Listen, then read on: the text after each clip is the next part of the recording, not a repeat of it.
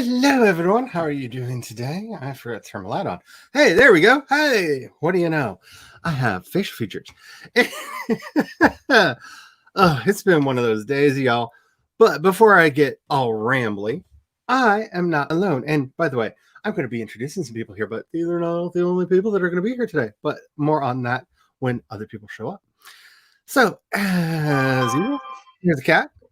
There is Megan, and there's a doll. Hi. All right. So, okay. Today's been a crazy week. Like, all in one day. Stuff, everything's fine. Everything's fine. It's just been crazy. So, I'm working on music today because I want to. I'm working on a song called Have Mercy, which I am very happy with. I think it's going to be a nice kind of chill thing that I need in my life because while I hope other people like my music, I primarily write music because there's a song that I want to hear that nobody else has made. So I make it. So that's what I am working on. And I want to remind everyone I'm taking next week off from streaming. So I will not be streaming on Friday or on Wednesday next week. There is a major front going through, which means my internet will be crap and my joints will be nasty to me. So I'm just going to take the week off from streaming, and hopefully the week after I'll be able to come back refreshed and ready to go. Hopefully. So, hi. Let's Kat, what are you doing today? And introduce yourselves and we'll go around in the circle. Hi. I'm Kat. I do I do the streaming thing sometimes, like all the time, over on Twitch. Currently I'm playing Stardew Valley right now because why not? I should be working, but Stardew Valley. So there's that, and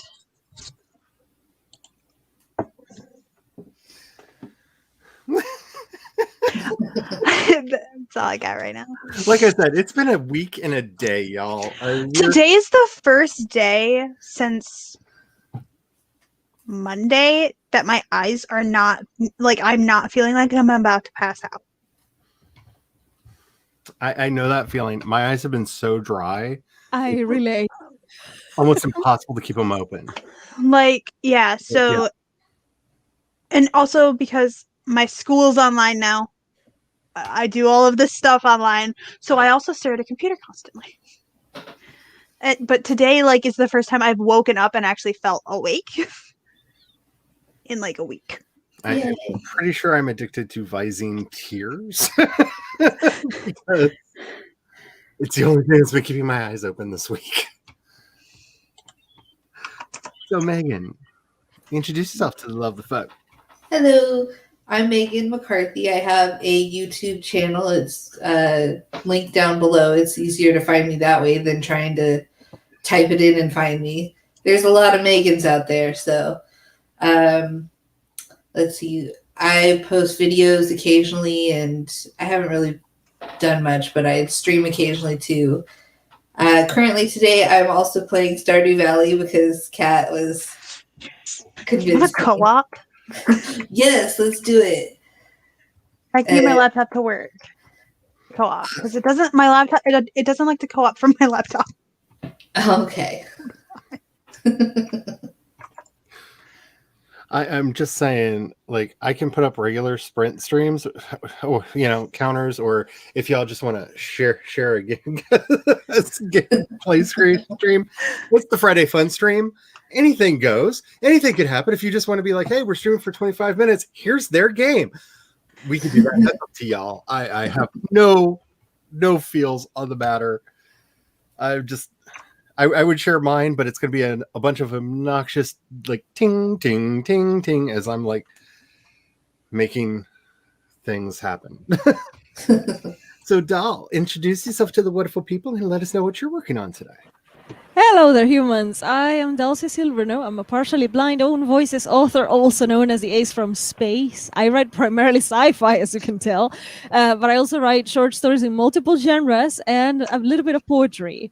I have a YouTube channel and a bunch of other social media platforms, and you can easily find me if you look at the same name that I have on screen over there.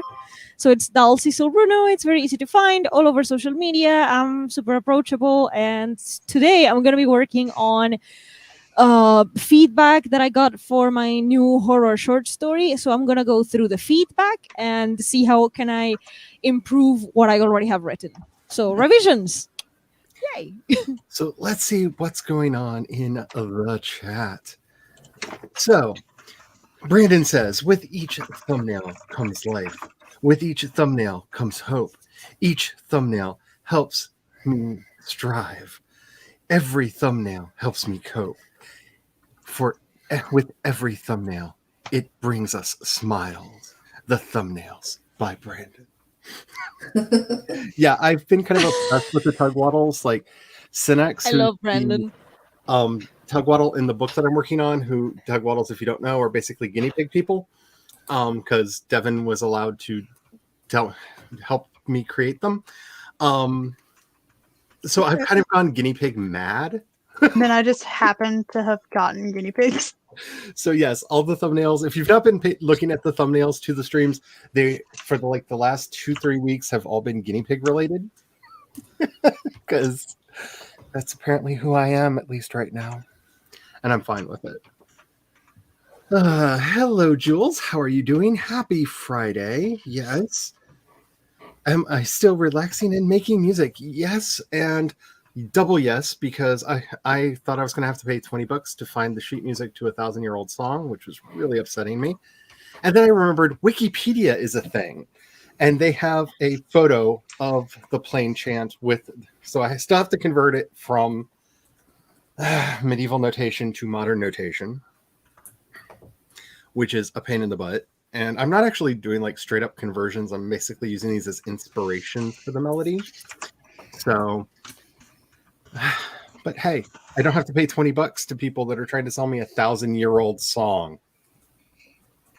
Like, seriously, folks. Seriously. This is crazy. Hello, Master Singo. How are you doing? I hope all is well with you today. Hello, Mary. I hope you are doing well. Hi, Mary. Hello to Mama. Hi. Hello, Adrian. I really like the Adrian. thumbnail that you made for our upcoming discussion on world building that we're going to be doing. And yeah, I'm very excited about that. I am a little bit nervous because it's been scheduled next Thursday. I'm having the talk with the head of my order. So about, how I'm doing with things. So nerves are a thing right now, but yay. Things to look forward to. I got this. I just realized I haven't once since I've brought my computer in here, plugged my lights in up for my headphones. Oh, that's right, I can't. I don't have enough USB drives. Oh. Hello, CB. Never mind. Hello, Laura. Hi, Laura. Hi, Laura. CB says, I am exhausted. I stayed up to 3 a.m. this morning watching Agent Carter. Can I just say, Agent Carter is my life. I love that show so much. There was a big push, actually, to make the actress who plays Agent Carter the first female Doctor Who, and I'm kind of upset that she didn't get it because she is such a good actress. Peggy Carter is my everything. That show should have gotten many, many, many more seasons. Love that show. Let's see. You watched from episode 3 to 7, and tonight, in between streams, you watched episode 8. Oh, yes. Howard Stark is a snake, but Jarvis is a cute little love muffin who just needs all the hugging. I'm just saying. Even Jarvis, love him. Jarvis needs the cuddles.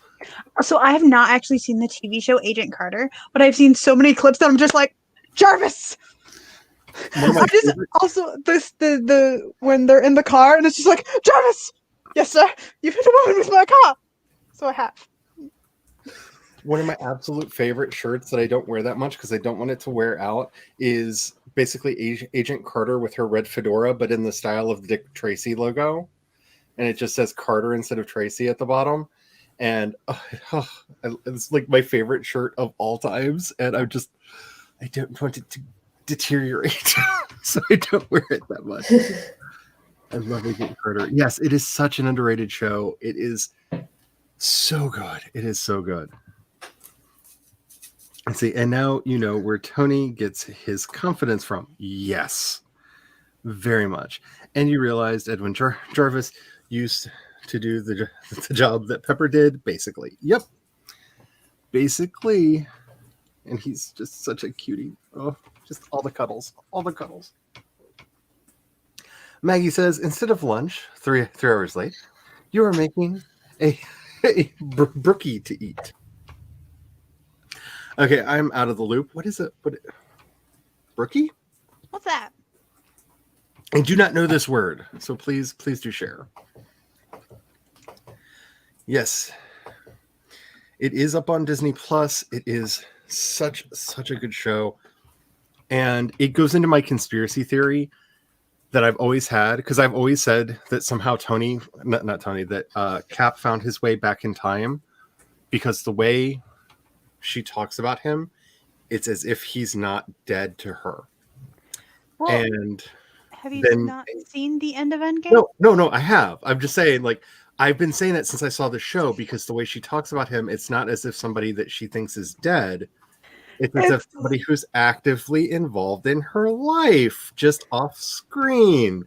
And now all my conspiracy theories have been confirmed.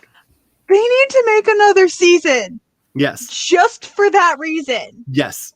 I will. Or just like for it, I will watch it. Random little shorts that are just like, so how was work today, honey? Oh, you know. Oh, you haven't started Agents of S.H.I.E.L.D.? Agents of S.H.I.E.L.D. gets weird, but there are parts of it I really like. The Ghost Rider season is so good. I love they use the Robbie Reyes Ghost Rider. So good. The Hydra season, I can take or leave. And the weird, we don't want to have to deal with Infinity War season. Same. I can take or leave because they just end know up in space. Yeah, in space in the future. So that they completely skip Infinity War. They like accidentally get slingshotted 300 years into the future. I mean, It's fine. Let's see. Going through the discussion. Hello, Eva. How are you doing today? Yes, I like Good the to see you, Eva. on the cat, on the grumpy cat.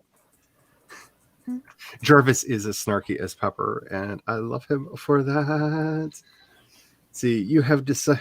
Maggie says, "I have decided you will have no freak out Friday." Yes, this is a good thing. That's kind of what we're doing in the house. I was just like, we're going to be chill no matter what. Gosh dang it.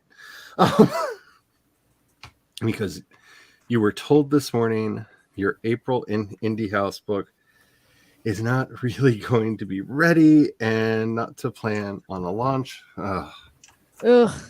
rude. Oh dear. I feel your pain. That's terrible. I feel your pain. And now we have Doll pulling double duty over on the Twitch. Yeah, I have a Twitch. I will learn how to use it at some point. Which, by the way, Eva. prefers Twitch. I am currently streaming over there. So Eva, me and Megan are currently playing Stardew Valley together because my laptop did let me share the code with her. I think is that a hint? Like, do you want me to send you the code? We don't have another cabin yet. They didn't believe you in January. They didn't believe you in January when you told them 10 books in 12 months. Yeah, I get that. I don't know how fast I'm going to be putting out stuff. Oh, brownie bottom chocolate chip cookie bar. Ooh. Want this. I've never heard them called brookies, and now I want all the brookies. Yes. My mouth is not watering. I'm not Same. drooling. This is not drool. This is an aesthetic decision on my part to just have. Brandon says the longer the wait may mean your book is really good. I hope so. Yeah, there's a good chance that by the end of the year, I will have all 5 of the books in the series I'm working on written ish, if I keep the hubby's schedule, because the hubby has made a schedule for me to do that. I'm It's serious. I will be your assistant. I know we need to like figure out some budget stuff. All right. The difference is Pepper is not afraid to, or intimidated by Tony. Yeah, Jarvis is a little bit, I don't want to say cowardly, but callow. Just a little touch callow. I think that's the nicest way to say it. So, let me see. Brandon says, oh, and also, you got the results from your story you did in the school creative competition and got second place. That is awesome. This is your trans inclusion story, if memory is serving, and that is amazing. Yeah, I feel like Howard would have like totally been ready to drop Jarvis if he needed to. Yeah. But that's the type of person Howard is. Yeah, totally. All right, so I am going to set us up for our regular, where are you? Halloween race sprints, because you know me, I have a problem. I like critters. Ooh, he gave us a motley crew this time. I guess I will have to go with the ghost, because as I'm prone to say, if you have ghost, you have everything. And by the way, if you are a fan of the band, they just released a video for Life Eternal, which shows a very intimate close-up of how Papa Nihil died, which is a little bit different from the faraway shots that we had before, and makes me have a lot of questions. But anyway, I'm going with the ghost. I see some goblins. Alrighty, so The Blue In this- Frankenstein. in the spirit of being chill today, I just want to remind everyone, because I'm going to keep saying it until everybody agrees and believes with me. Self-care is productivity for writers. We don't take care of ourselves enough. Yeah. Do whatever you feel like you need to do. If you have writing that you want to do your writing. If you have editing you need to do your editing. You want to watch a thing on YouTube, watch a thing on YouTube. If you Exactly. want to play a game, if you want to do like I'm doing and work on a song, do that. Keep yourself well. That way the stories will continue to flow. Also, make sure you have something to hydrate with you. That's very important.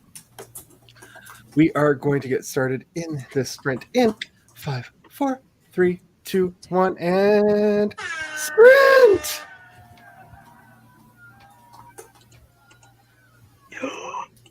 And I just realized I forgot to share the audio. So Oh, I heard it. through my microphone. Oh.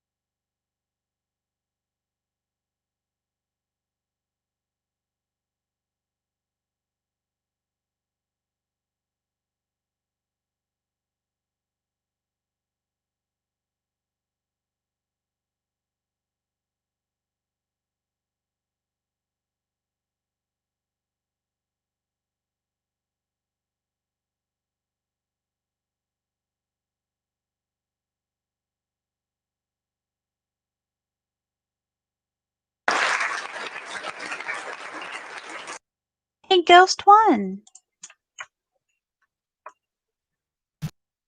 Because when you have Ghost, you have everything. Alrighty, how did everybody do? We picked up a wild berry. Hello. I'm gonna try that. Do a little squishy squish on the screen so that we're not all tiny, because I feel like it makes it so tiny. They're so tiny. Smush it together. So, hello, Carrie. Welcome to the stream. Thank you for having me. Anytime. We have already introduced ourselves and talking about what we're working on. Why don't you do that? Let us know what you're working on. And Okay. I'm Carrie. I'm a fantasy author, a mom, and a sometimes vlogger. I am working on book 3 of the fantasy series I've been working on for several years. I think I started it in 2014. I started book 1.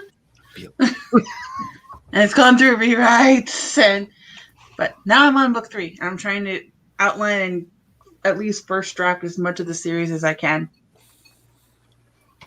Awesome. I had this wonderful realization that has saved my fantasy writing, and that is the 3 separate fantasy worlds I was working in are actually one world, and it's actually a continuation of one story. And when that clicked in my head and everything went click, click, click, click, click. Right. It makes sense. It makes so much sense. Yeah. Yeah. Wait, hang on. Is it Carrie Hardinsky? Mm-hmm. Oh, good to see you. Yeah, sorry. I always have to ask, like, who's on screen? Yeah, I come up as Carrie H. Author in the chats. I'm like, Yeah, I know you. I've seen you, but like, I dial blind. So I hate transcribing plain chants. I'm just gonna say it. I hate it. I hate doing it. It just every fiber of my being does not like doing this because the rhythm is not exactly the same. Like it just doesn't. But I'm making it work. I'm making it work because once I have two or three more loops to make, and then I can just start making song. I'm gonna get through this. You can do this. You can do. No, I understand though. Like the rhythm, like syncing things. You mean you're like syncing it? Well, see the different. No, I'm not actually singing. I'm transcribing it into into modern notation so that I can have instruments playing it. And like the biggest thing that really messes with my brain is basically for anybody who knows how to read music, shift the line into the space. That's how medieval music was written sometimes, depending on which clef you were in, which you have to look at the side to see. So if you're in the C clef, C is actually one of the bars that runs across. And depending on where they put the C on the clef, that's where C is. Oh, that's true. It's not standardized, so you can't just look at it. Exactly. It was just like whatever the crap they wanted it, that's it. So you never know. It's like you have to go. Okay, you have to keep looking back at the top of the row and go. Okay, so where is C again? Okay, so C is there, and then like grab your notes, and it's not always the same from line to line when you're reading it. It is so frustrating. Yes. It is one of the reasons why I couldn't read music sheet when it comes. I can read the music sheet, but it's not practical. If that makes sense, like I can read music sheet for myself, but like I cannot read it and simultaneously play an instrument because that and their understanding, like the actual notation doesn't actually translate over either because they had a different sense of timing. So you can't just look at a note and go, oh, that's a quarter note. Because depending on how it's sung, so like granted, I know the plain chant, so I'm like singing along to try to get the rhythm to fit. I I wish it was more scientific. That's all I'm saying. I just wish it was more Right, scientific. like standardized at the very least, you know. Like it just. I'm glad that the newer notation we have things to take care of a lot of this crap, but Mhm. and also looking at the original transcriptionist, they could do whatever they want. So when they say that this is a measure, they don't tell you what the time signature is. And that's problematic because the person who led this song would tell you what the time signature is when they tell you, when they start playing. So depending on the first word that they say to you, that's then how you interpret every note that follows. Medieval music was a nightmare. Like the fact that anybody could read this stuff is amazing to me. But I'm getting through. How's the Stardew Valley, guys? It's going well.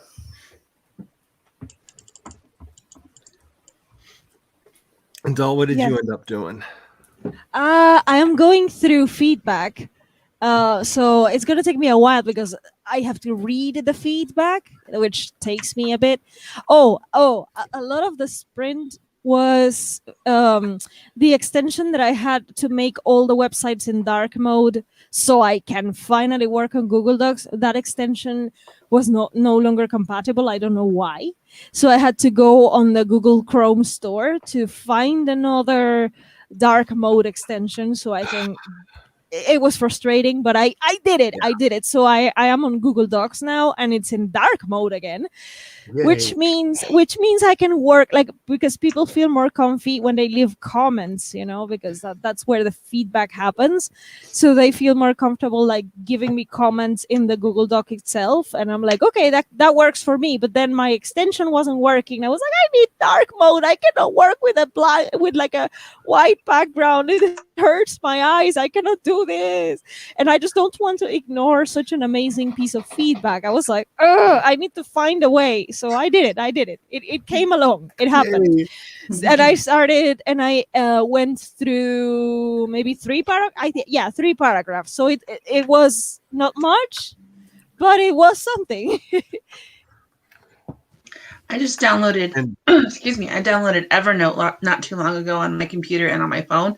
I use dark mode on my computer because I look at bright screens, and Evernote on the PC is so bright. So I had to switch to dark mode. Dark mode. I have Evernote on my phone for the very same reason, and of course it's dark mode. Google Docs. When, like, I'm waiting. Hi. It's not like it's not like it's been like a new thing. Like it's been around for a while. Like, and I just want to say, if anybody thinks I sounded really frustrating, okay, so I got half the it done, and then I realized I lost middle C at one point because I played it back to listen to what it sounded like, and all of a sudden it got really wonky, and it's because I lost where C was at one point and had to erase like half the work I did. Oh no. I don't like transcribing plain chants. But I think this is going to be a pretty song when I'm done, so I'm living in hope. I see that Heather has arrived. Hello. Hi, Heather. How are you doing today? I hope all is well. I had fun on the stream yesterday. It was a lot of fun, especially hanging out with your brother. That was really cool. The ghosty boy. You know, anytime you can go with the ghost, you know, you just go with the ghost because, you know, you just do. Papa says. I can't wait for this new album. It better be good. Let's see. You sure? You showed him and introduced him to everyone, and he said hi to each of you. Oh, that's awesome. But we're off for a walk for now. Have fun. I can't wait till the weather is better and I can like maybe walk in the neighborhood. I don't know. My neighbor keeps like sitting on his front porch staring at my house with a shotgun, and I don't like it. So I have not really been in my yard for, you know, several months. I love my state. It was so sunny out today, but it was windy and it was cold, so like it hurt your face. Oh no. Hello, But it Stephanie. might go up to 60 next week, so I'm going to take that tiny human outside. Yeah, we're down to the 40s again today. We were in the 60s yesterday, and we're supposed to get a warm streak next week, which is why they're afraid for the severe weather, because the warmer it gets, the more likelihood there is of sky kaiju coming and trying to eat houses. And I don't like the sky kaiju. We actually had one fly over our restaurant last year, I believe it was. And the hubby got it on camera where you can watch it, like it touched down on the other side of the street and then went up in the sky, and we've got video of it spinning over the restaurant, and then it went down on the other side of us. So the angels are looking out. But after a sky kaiju threw my aunt into a tree. Granted, her revenge was to go and get an axe and cut the tree down for having the audacity to smack her in the face, because my great aunt was that kind of a person. Like, how dare you, tree? So you can imagine like a 70-year-old woman getting her vengeance on a tree for breaking her nose. So, like, it's all you need to know about my Aunt Sybil. Like, she was amazing. Laura says, my own eyes melted and reformed, rewired, transfigured. Alien colors became visible, a miasma of beauty surrounding the unknowable creature. Ooh, Laura. Oh, yes. Yes. Laura. Ultraviolet, infrared, and an assortment of others shimmered and bubbled, engulfing me. I was inhaling purples and exhaling radar. Oh, yes. I shut up and take my money. Where can I buy your?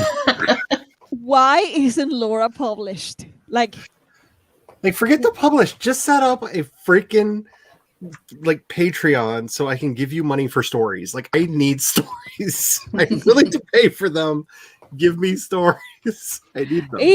I have a question about Patreon, because I have a Patreon and I want to share my sci-fi novel little by little, but I'm querying it. Yeah, that can be a thing. That hurts me, because I want to share it. I want, like, literally people are supporting me for this and I want to share, but like, It's okay. So you don't have no. to give me anything. No. But no. But no, I want to. That's the whole point. I want to give you. And the thing is, if I put my chapters on Patreon, now I have an idea to work this around, and I discussed it with another person, and it's like, okay, I can make a post on Patreon, like an update post or whatever, and like I can share my chapters with each of you privately on another social media, because it would be like as if it was just a beta reader, you know. Mm-hmm. That wouldn't be a problem for agents or querying, or Usually not, no.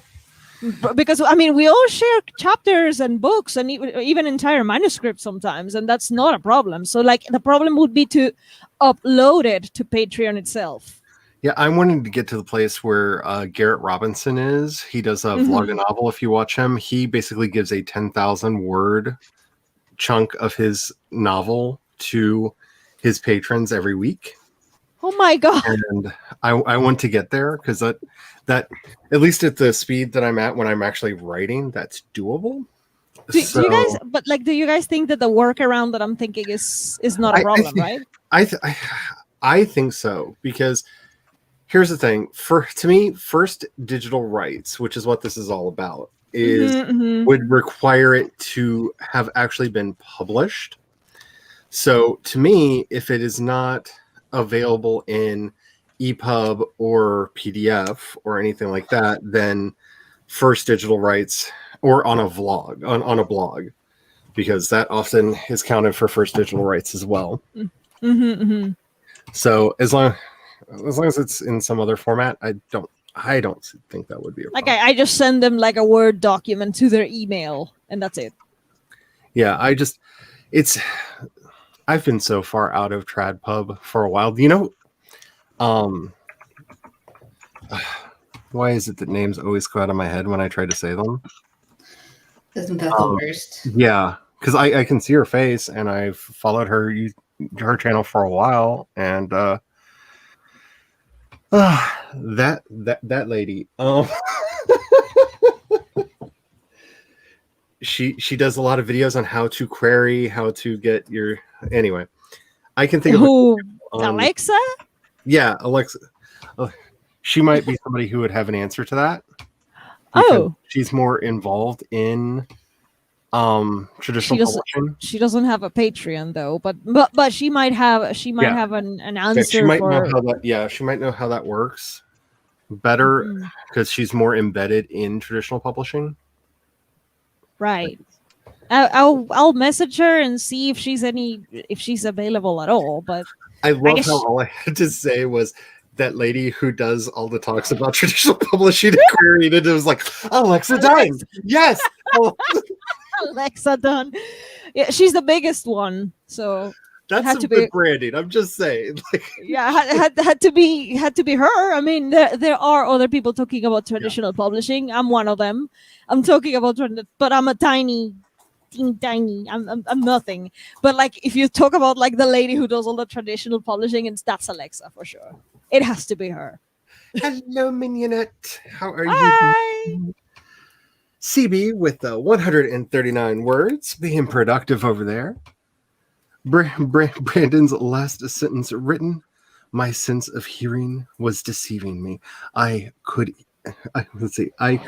hear her long, sharp nails scrape against the wall, but I could not locate where it was coming from. I cannot let her catch me. Ooh, creepy. Creepy stuff going on in the Love it. Love it so much.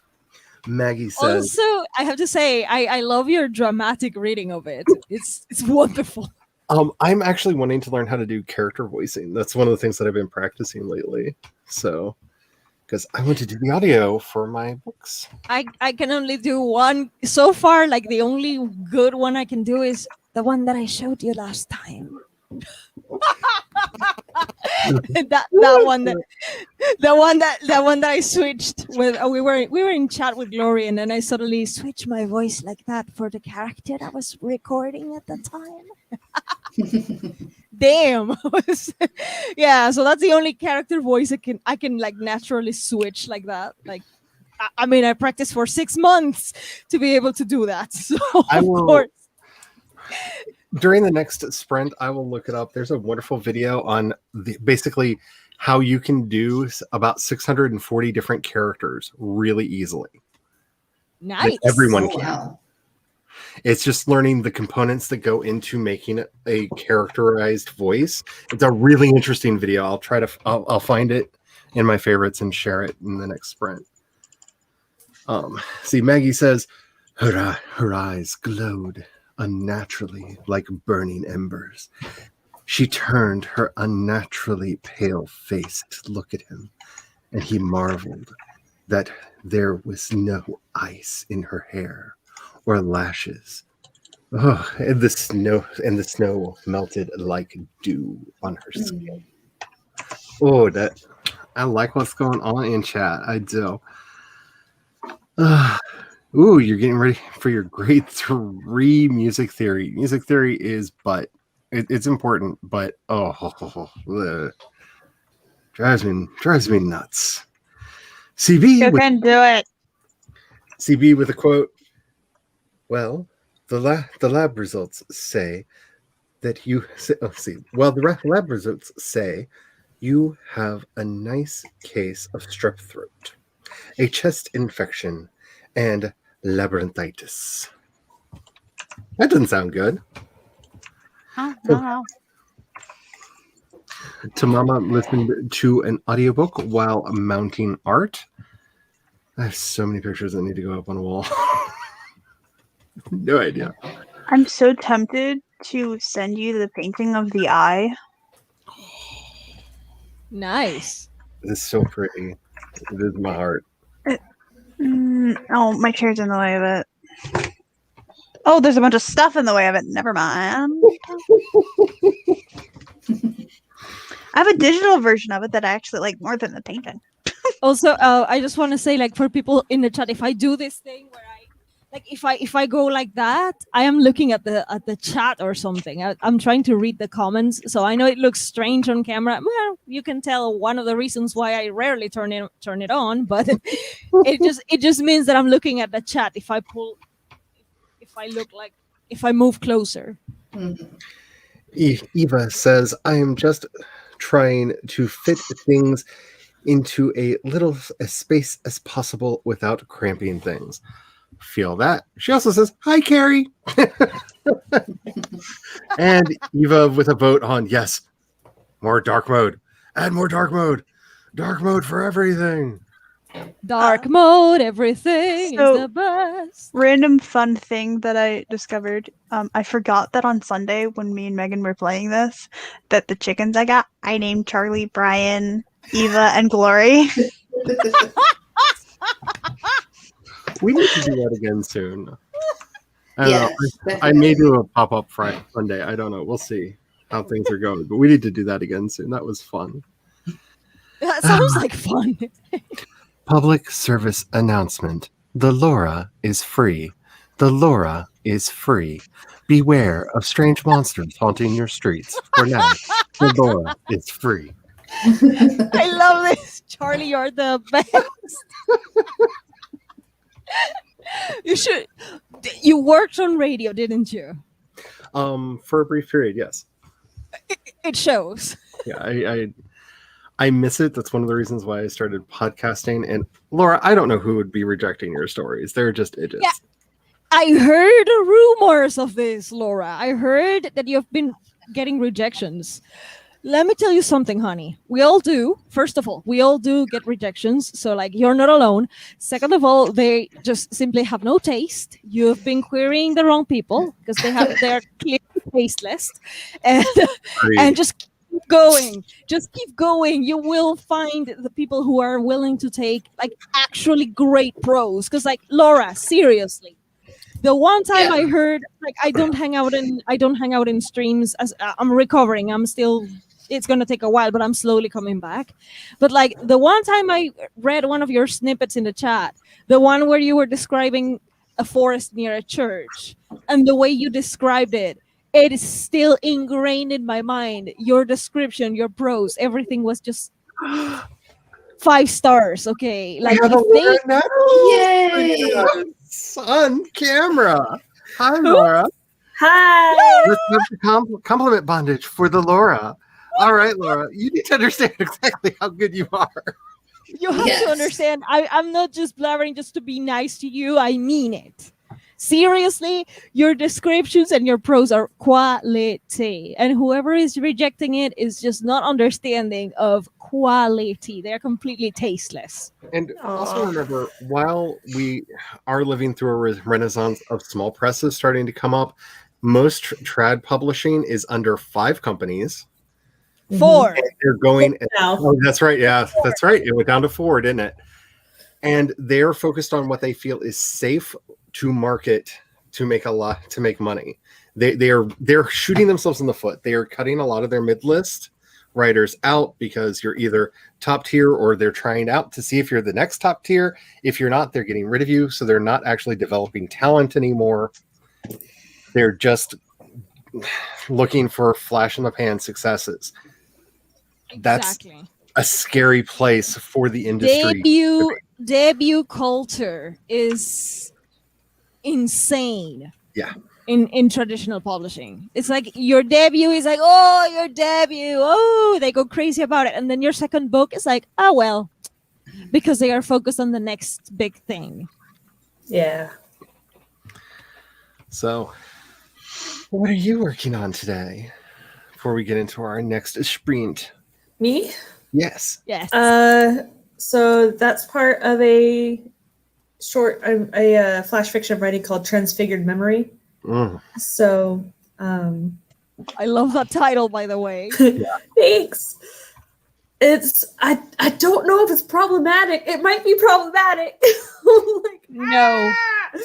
I just have one thing to say. This is why you just cultivate friends and stuff that can help read, that are in the communities that you're looking for, or just seek out the communities, because like I am in the current story that I'm working on, I'm looking for people who are in wheelchairs because one of the characters lost their legs.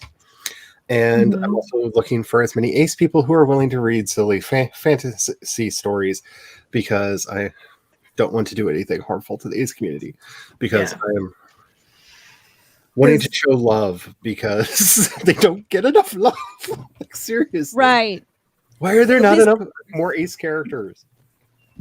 I want to create like okay, I started making some videos, like I updated my graphics thing that I put on the background, and I have an animated reading room. There's a picture of that on my Instagram. But after I read Loveless by Alice Oseman, I was like, no, there is an empty shelf on this animated reading room, and then I put Loveless there, and I was like, can I make that my ace shelf?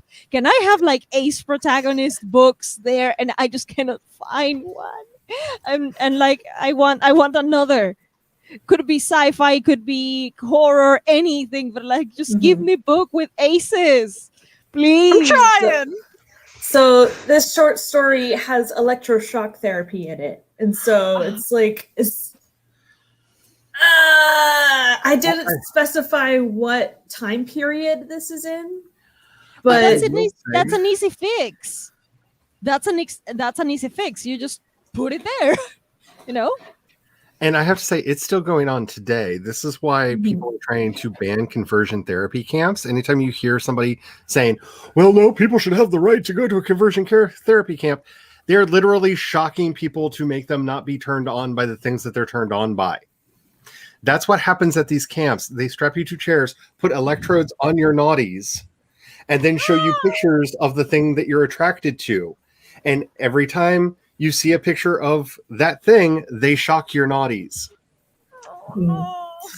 So this one is like a mental still going on. Yeah. So in my story, whenever he gets electroshock therapy and he's on medications, his brain goes to the void where he sees a Lovecraftian monster, and his memories come out and are messed with and implode and are eaten. And so he's losing parts of himself. And so I'm wondering, is that okay? Or is there a positive to electroshock therapy I'm overlooking? No. Okay. I'm like, it's still going on. So is there something good about it? No, it's basically good if you're trying to Pavlov's dog people into feeling pain when they do things that you don't want them to. It's Okay. So I'm not misrepresenting electroshock therapy as something bad. No, it is something bad. My sister's father they did that to him to try to cure his bipolar issues. Because, nothing says, let's make you not bipolar than connecting you to electrodes and shocking you constantly. Like, torture cures bipolar, don't you know? And I've heard him describe what it feels like, what he went through, like when they did that to him. I believe it was in the 60s or 70s. They did that to him, and surprise, I know, spoiler alert, it didn't work. Like, he just had PTSD from being shocked. Ouch. That sounds by a therapist that was supposed to be helping him. So from one mental condition to another. Yeah, let's just add. Why not? If we make the PTSD bad enough, you won't even notice your other. No, like, my only experience with electricity is electrotherapy for hyperhidrosis. So you stick your hands and feet in pans of water and run electricity through you, and you get this buzzing feeling, and it's really weird. That's my only. Like, I use a TENS machine for my back, which passes an electric current through the muscles to force them to relax. It actually works better than muscle relaxants, and you don't have all the chemicals running through you, but you don't actually feel a shock. There's a slight bite, like when it first kicks in, and the muscles because it makes your muscles tense and then relax. That's how it works. So when it first turns on, you just like, but it's not. I don't feel like I'm being electrocuted. That's good. That's good. I'm just saying, like, there are. I just want to, like, there are uses for electricity in valid medical procedures. Mm-hmm. Shocking somebody to make their mind work better. As far as I know, not one of them. I know that there is an electrostimulation that they do for, I think it's Parkinson's, but it's literally a magnetic thing. It's not even a shock. They're basically exposing parts of the brain to a very strong magnetic field to try to realign stuff in it. And I don't even know if that's like works or if they're just testing it. I remember reading an article about that, but that's not electroshock therapy. Okay. So I'm okay to villainize it. Yes. Yes. Okay. It's besides, you're writing horror, aren't you? Yes. Yes, I am. Look, horror is a genre where all the ugly stuff come out. First of all, this is the genre where all the unlikables and all the shadow aspects of humanity come out. Oh. It really does. Shadow aspects is a cool idea. I'm writing. Maybe that's something we could discuss in the. Worldwide Write-a-thon. My brain it shifted for a moment. Yes, the Worldwide Write-a-thon. Oh, I'm going to put this on the. Maggie, I'm putting your tweet on the screen real quick because that. Maggie has shared the brookie. Why will you not load? Load. Why is Twitter crashy on the desktop right now? Why are you doing this? Why don't you want us to see deliciousness? Let's try this again.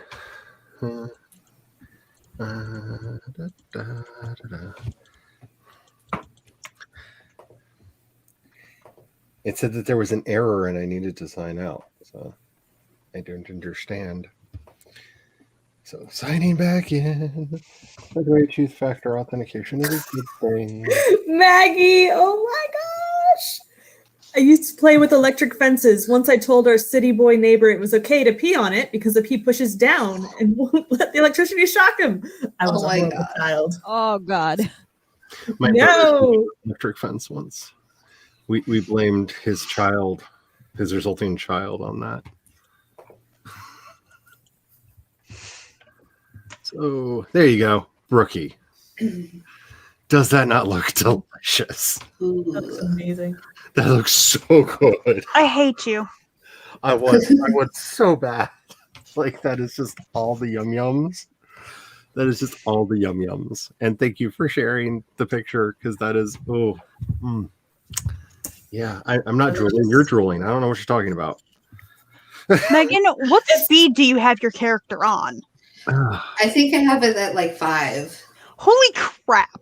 Because I thought mine was fast. Yours is just like I'm like, hold up, chill. Alrighty, let's do Another sprint. another sprint. Because this song is not going to transcribe. Well, these loops are not going to transcribe themselves, no matter how much I wish they would. Salama has some ace recommendations. Oh yes, please! I want Ace books. Also, says- isn't the Skyward the main character? Oh yeah, I've heard rumors that it might be Ace, but it's not confirmed. Okay. This is one of the reasons why I am going to have all of my Ace characters actually with the black ring.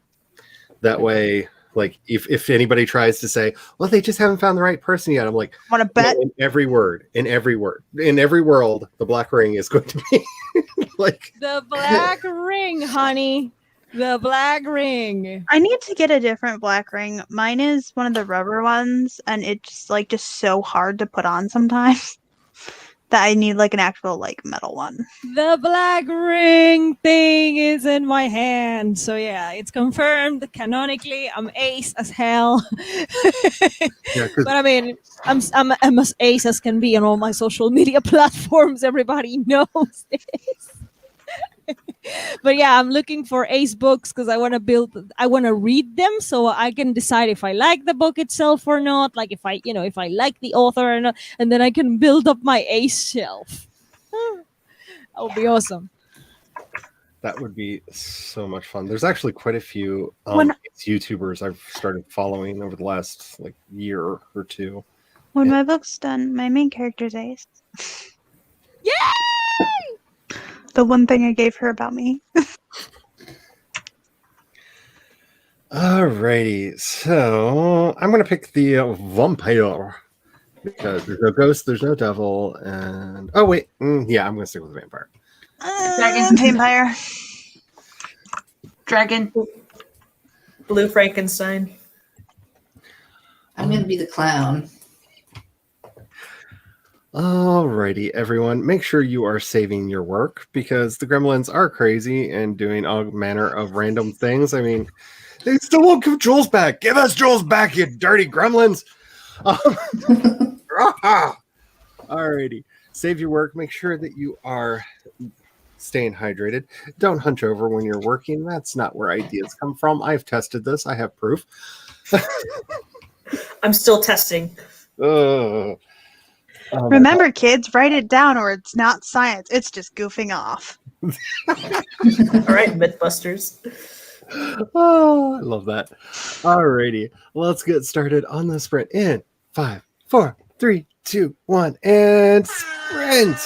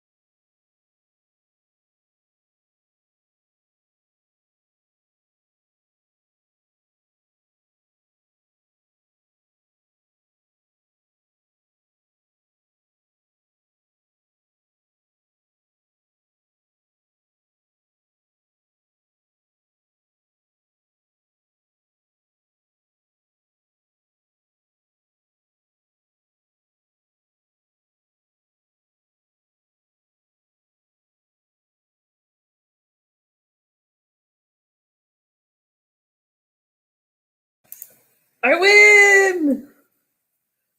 Of course, Laura wins. Laura is amazing. Alrighty. I would like to state that I didn't realize the timer was that close, so you scared me.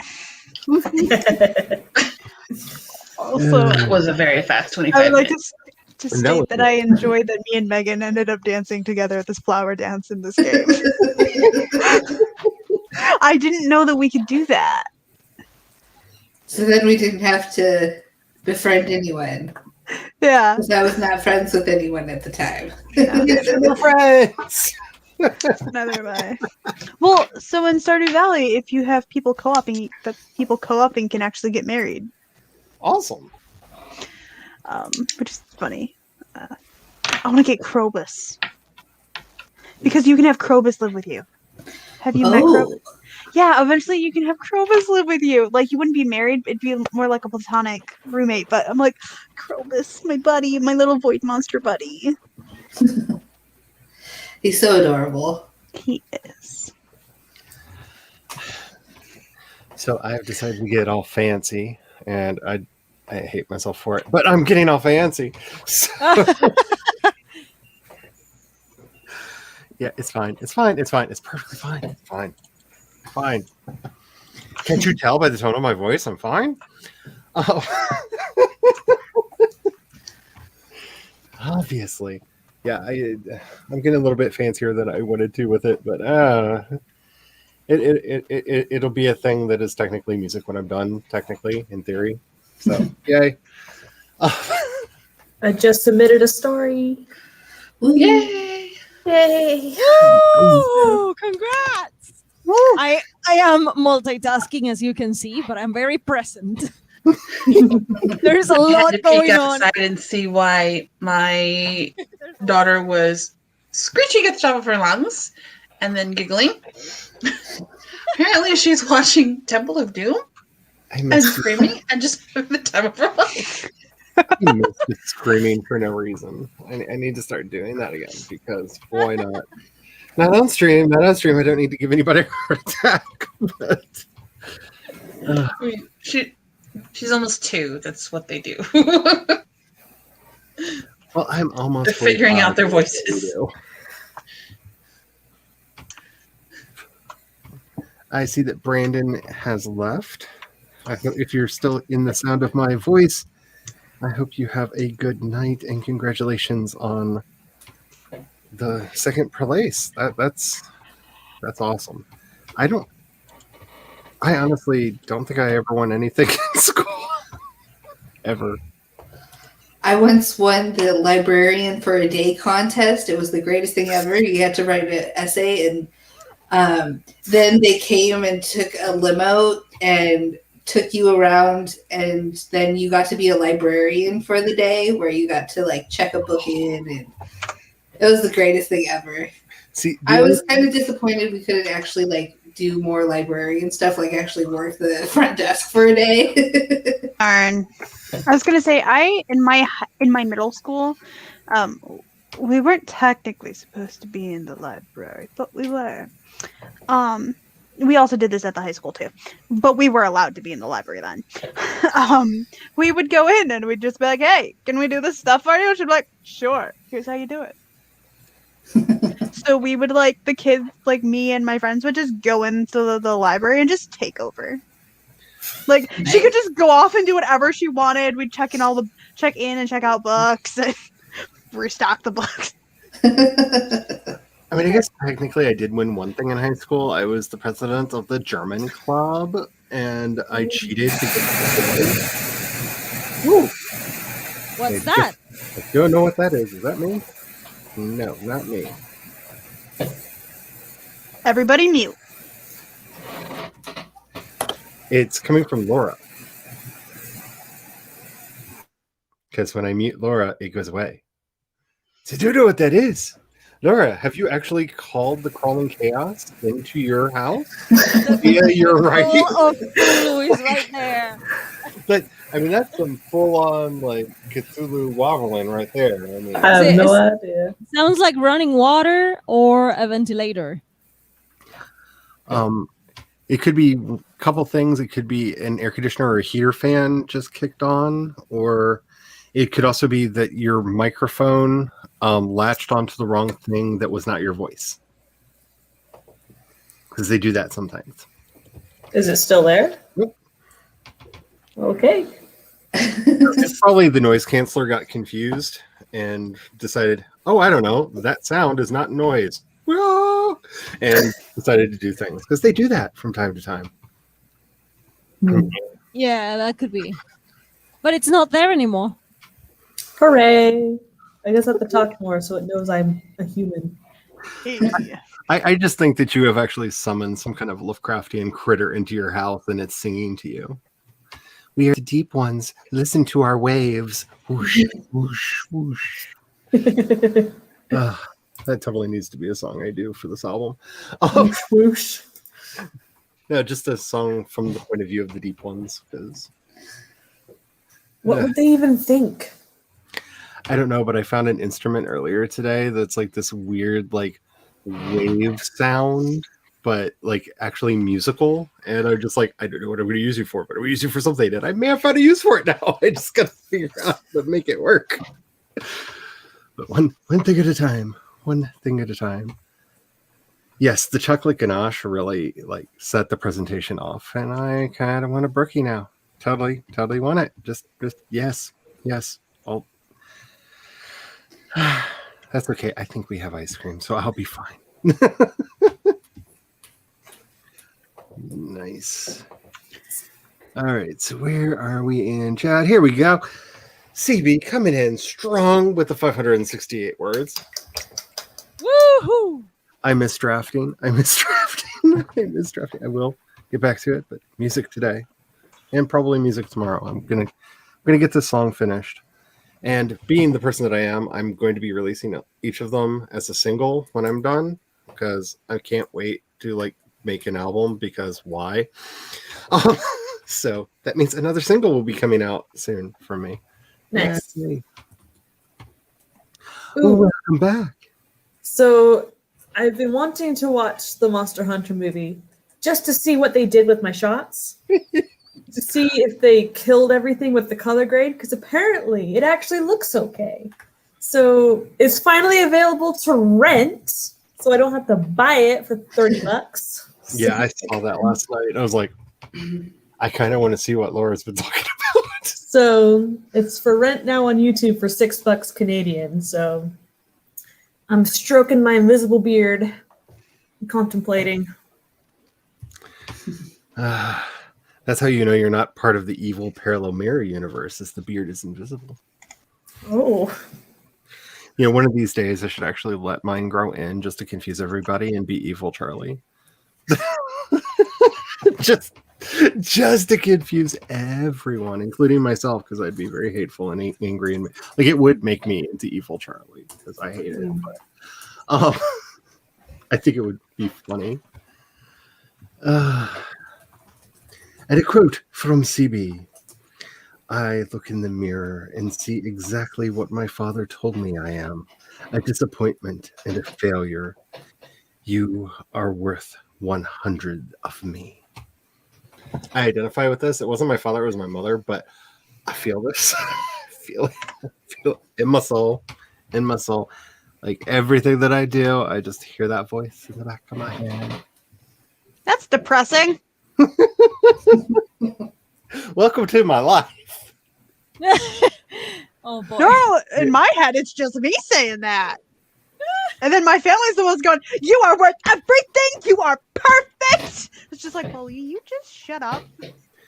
We both own a restaurant, like a business. Like we own a legitimate business. And I've been like quasi-successfully published for like going on 15 years now. And I still get the question of, when are you two going to get real jobs? And I'm just like, we own a freaking business. A generally successful one at that. People. We've run a restaurant for like 8 years now, which in restaurant years is like a millennium. Mm-hmm. We've weathered 2 recessions so far. Like, but yeah, that's the kind of support I get from there. Like, Yeah. Does he get a spouse room? That's a really good question. Does Krobus get a spouse room? I think so. Let me check. The wiki page has all. While Maggie was recording my writing the tree video, she had to redo it because the microphone wanted to listen to the Chihuahua snoring and not me. Oh no! Oh no! In there, not with the Chihuahua, with my doggy, but yes, totally been there, and it is so frustrating because you're like, I've done it, and you play it back, and it's just, and you're like, I know I said words. I know. Krobus does in fact have a spouse room. So I'm still looking into getting a dog.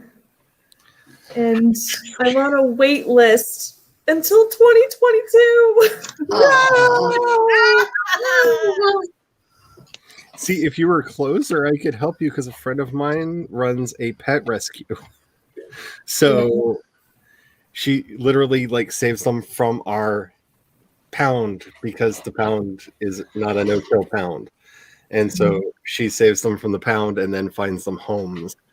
And we actually do fundraisers for her pet rescue because there's no reason to run a kill shelter anymore. We figured out ways to make this not a thing. My problem is I've looked at all the dogs up for adoption that are like rescues and stuff, and almost all of them, you either have to have a fenced-in backyard, which I don't have. I'm in an apartment, or they are special needs and therefore need to go to an experienced owner. And this is my first dog. And it's like, I feel the pain there. But if there were an easy way, I'm sure, like, if there were not a pandemic going on, I'm pretty sure I could talk to her and be like, it would be like a drive to Canada, and you'd have to like figure out how to get it across the border, and she'd probably be like, that sounds like an adventure. So Let's go. Let's figure this out. Because there is a puppy available in the States, but the border is closed and they will not allow dogs to cross. Just so you get a picture of the person I'm describing, imagine female Indiana Jones. That's basically her aesthetic. Like she's always got the hat and like the leather vest, and like she's like somewhere between a cowgirl and Indiana Jones. Like nice. Every time I see her, she's fabulous. Fabulous. Penumbra, Maggie, Mama. I said it all backwards. You know who I'm talking about. With the 311 words. I'm hoping we get to the point where we can at least all get together outside this summer, because I think it would be hilarious to go to my parents' house, and they have a border collie, and with my 2-year-old and my sister's 1 and 3-year-old running around the yard. The dog will either be even more neurotic than she is, or she will be totally in her element, herding 3 toddlers. I'm kind of hoping for a good mental health day so I can go actually visit my parents, because since they've both been vaccinated and we've been vaccinated, I feel safe in actually visiting them. And it's been 2 weeks, because they say it takes 2 weeks for it to like fully take effect. But like, I love my mother, and it really depends on whether I'm going to get Mama Jekyll or Mama Hyde when I go visit. So I like have to be very emotionally stable for the visits.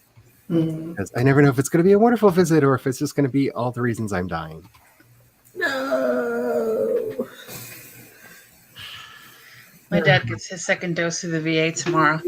Nice. Told him to let me know how he's doing, because I got the Pfizer vaccine through work. The second dose kicked my butt. The following afternoon, I had no energy.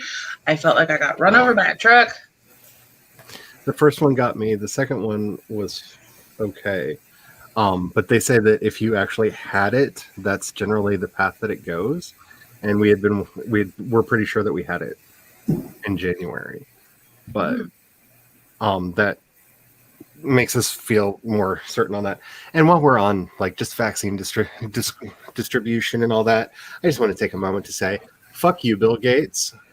Every person who dies in the third world right now is your fault, and I hope that they come and haunt you in your dreams and drag you to whatever hell realm you deserve to be in. Because the Oxford drug was meant to be an open source vaccine, free to anyone to make, and Bill Gates talked them into selling it.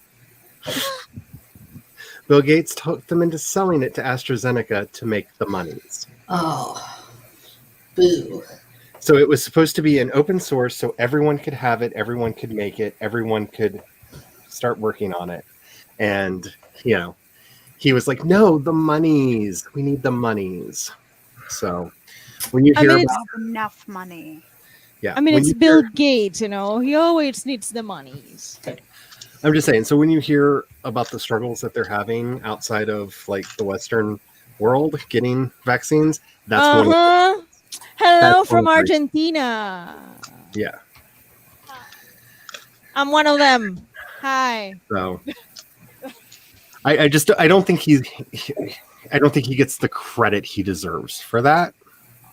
Yeah, because I haven't heard anything about that, and I'm pretty in tune with things. Yeah, he or at least I thought I was. Yeah, he basically pressured them because he gives them a lot of money to actually go into a business relationship with AstraZeneca. So now AstraZeneca has to make it, and it's not an open source for everyone who has the capacity to make it. It's all about the monies, and I'm just like, just done with him.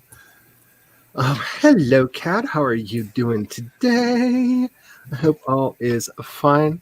Now I'm wanting to get some more done on this music, and until the hubby comes in and goes, "Hey, Salmon's done. We're playing Valheim.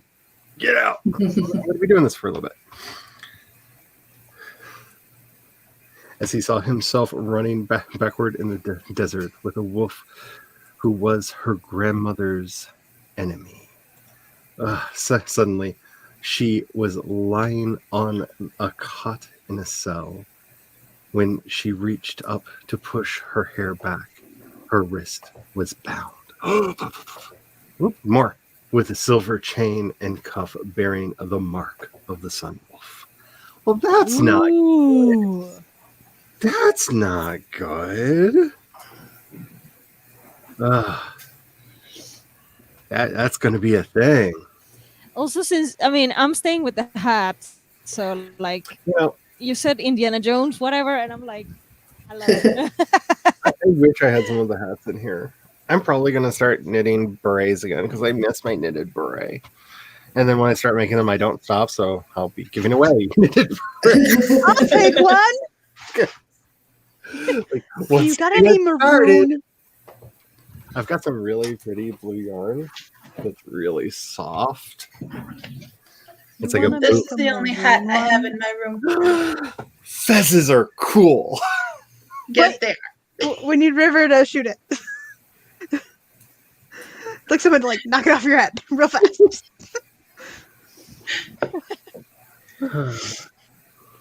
Let's see. CB says, I hate that I can never be the daughter that my mother deserves. You know what? First of all, to hell with that. Like, we are who we are, and if people don't accept us for who we are, then to hell with them. Like, seriously. Like, even if it's biological family, I have to say, because without getting too personal, my biological parents are alive, and I know them. But like I said, there's a distinction between my biological parents and my adoptive parents. And if it weren't for my adoptive parents, I probably wouldn't be here right now. So to hell with the I am not worth of being your daughter bullshit. That's abuse.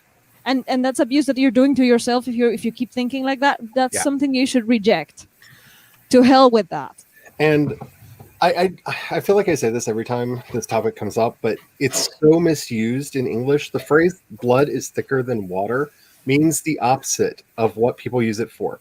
The phrase is actually the blood of the covenant is thicker than the water of the womb, meaning the people that we choose to align ourselves with are stronger connections than who we are just related to by birth. Mhm. That's actually what that phrase means. And I get really upset when I see it the other way around. And it's so true. As somebody who has been a part of many found families throughout my life, like that is what it's about. So don't let people tear you down. You were trying to talk about queer baiting in Supernatural, and your message was deleted by the Google moderating. Wow, that's wrong. That should not have happened. I know they've added a lot of words to their banned list that I can't even say because they will immediately take the stream down if the robot that's listening to me hears them lately. Some of the words that I don't agree with being on that list. But that's weird. But yeah, Supernatural has a big problem with queer baiting. I bet you they added the word queer to their list of naughty words. Because, they're with it and hip. You feel like you're being gaslighted because people are trying to tell you that Supernatural doesn't queer bait. No, they do. They did it with STL all the way up to the end, and then they finally made it canon and then sent him to Super Hell. I hear he actually gets out of Super Hell, but they literally the whole time, and they did it with several other characters as well. But no, that you're anybody who tells you otherwise is lying to you. It's one of those series. Don't get me started about Star Wars. Star Wars is really bad about this as well. Or Sherlock. There are quite a few that have been very bad about this. But yeah, Supernatural, definitely. I've been on panels about this at conventions with hundreds of like-minded people all discussing this in a room. We had receipts. It's not, yeah. And I get you're feeling exhausted trying to explain it. I feel you. This is it's a problem. It is a big problem. It's supposed to be free, but no. Yep, exactly. And yes, you are correct. Tips on the lavender. Yeah. Let's see. She's not the problem. Your father, on the other hand, yeah, is a Yutz. Yeah, I get it, but just look for places that support you. Find those places. They are valid, and this is one of the reasons. They exist. This is one of the reasons why my vernacular is the way that it is when I speak, because I came up in the ball house system on the East Coast, and so I spent most of my formative teen into my early 20s doing drag performance, and competitive drag performance. If you don't know about ball culture, look it up. It's fabulous. Watch Paris is Burning. It's amazing. And actually, I think HBO actually did a televised ball, game show challenge thing. But ball culture is phenomenal. Or watch Pose. Pose is also really good. But those houses exist for a reason, because we had to find places to support ourselves. And I am all about it. So when I talk about my Mama Berry, that's where my Mama Berry is from. You have a major inferiority complex because of him. I am sorry to hear that. I feel that, but just know that you are cared for. Know that you are loved. Yes. No, Yes. seriously, if you ever need support, hi. I'm super available on social media. I'm easy to find, easy to reach. And if I take a while to reply, it's because I'm maybe writing or editing or eating or sleeping. But other than that, I can reply. I'm approachable, and I know what it is like to deal with. A lot of us know what it is like to deal with difficult families. So know that you're not alone. That's what I'm trying to say. And Kat, I really I get what you're saying. It's yet another example of straight people in fandom trying to invalidate LGBTQ plus people like yourself. And honestly, yeah, you want to cry because you're disheartened.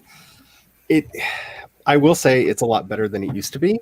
Like, that doesn't make it good, but it is a lot better than it used to be, which gives me hope that we're going to get there.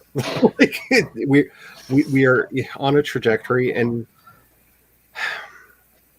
this is one of the reasons why, you know, queer people have always made spaces for ourselves. Like, this is why, because our concerns, it's hard for people that live in a cis heteronormative world mindset to see things outside of that if they're not exposed to it, or if they hear about it.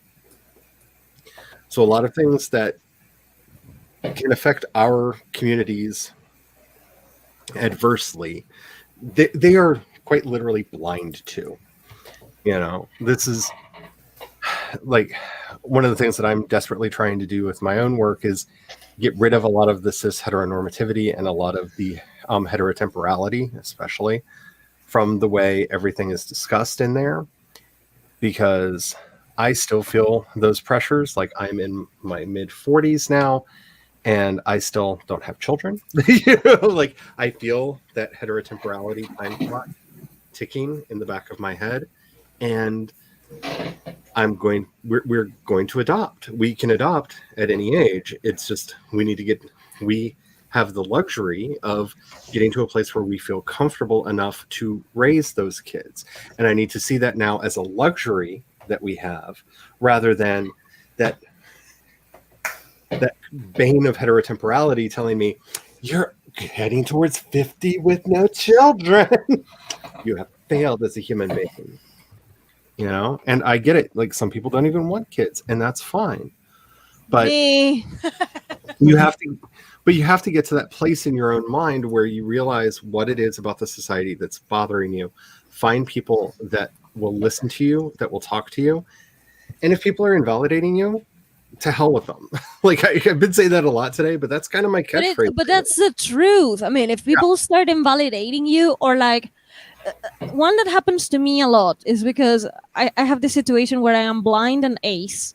So, and both get really infantilized. Like, disability gets like infantilized, and being asexual, people think that we are unknowable, like innocent, and, you know, like, oh, it's a late bloomer, whatever. And then I get a lot of like, oh, I wasn't expecting you to fill in the blank. And I also say, to hell with that, because it's a person that is underestimating me based on their prejudice. Like, I lost a friendship because of this. and I was like, no, honey, no. To hell with people who put you down in any way, shape, or form. Because taking care of yourself is not the same as selfishness. And this is the thing that I've struggled with my entire life, is learning that it is not narcissistic to not want to feel bad all the time.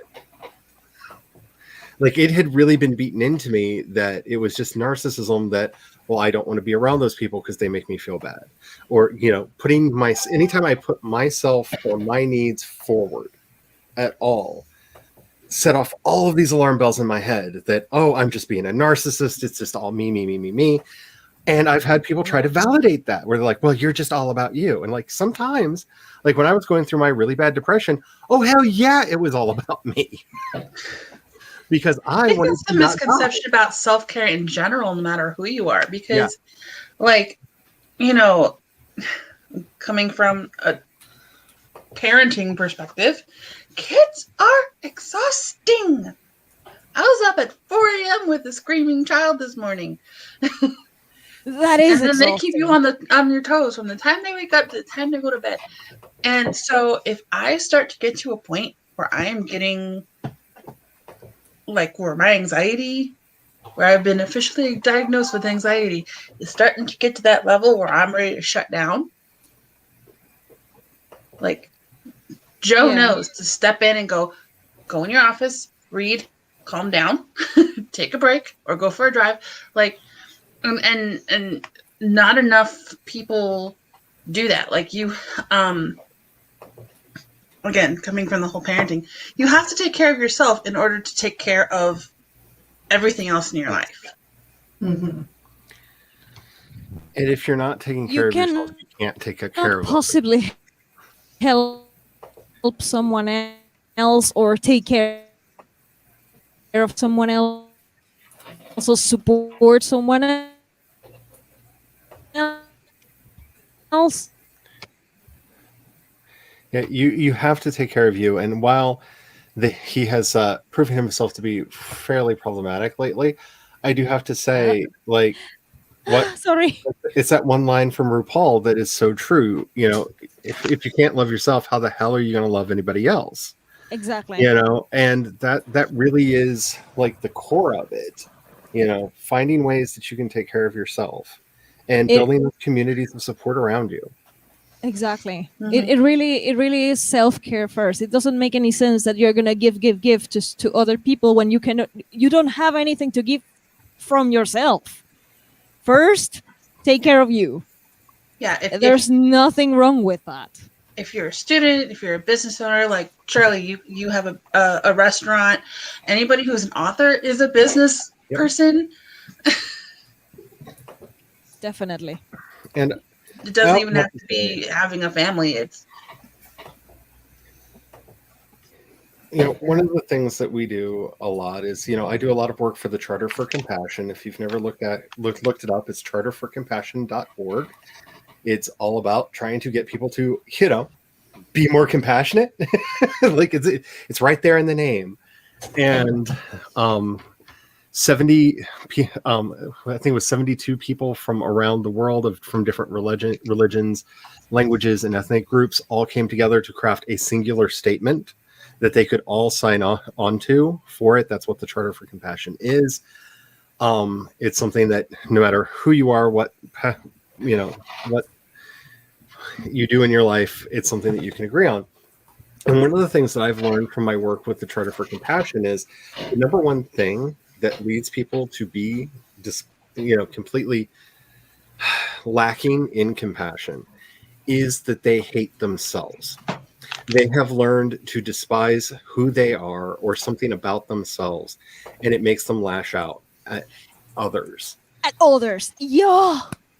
Because like the self-hate is like they instead of trying to work around it, like to work on themselves, they rather lash out or project it or discharge their issues upon other people. Like there are several defense mechanisms that they can use, but so like what I'm trying to say is that there are several ways, shapes, and forms in which people take their self-loathing and they put it upon you for some reason, instead of like working on themselves. And in a lot of the work that we do for various environmental causes around here, one of the main things that we actually focus on is getting people to care enough about themselves and about the future of their families that they think it's even worth it to do something about the environment. Like that's one of the root problems that we have around here is people have been so beaten down and gotten to the point where they just don't care. Just why bother? That you literally have to start at the beginning and get them to see themselves as valuable before they can see the world as valuable or the future as a thing that we should be striving to make better. And it's painful. It's hard work. It is very hard work, but it is something that we need to work on. Yeah.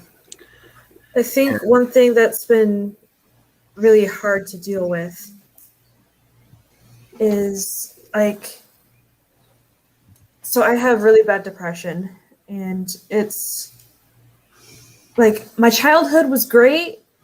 We saw the signs, we didn't recognize what they were, but I had it, and then didn't get diagnosed till college. But like my parents were loving, I was like an A student. My life was all right. I got accepted to the college I wanted, and yet depression is still there, and it still sucks so hard. And it's like, why is it there?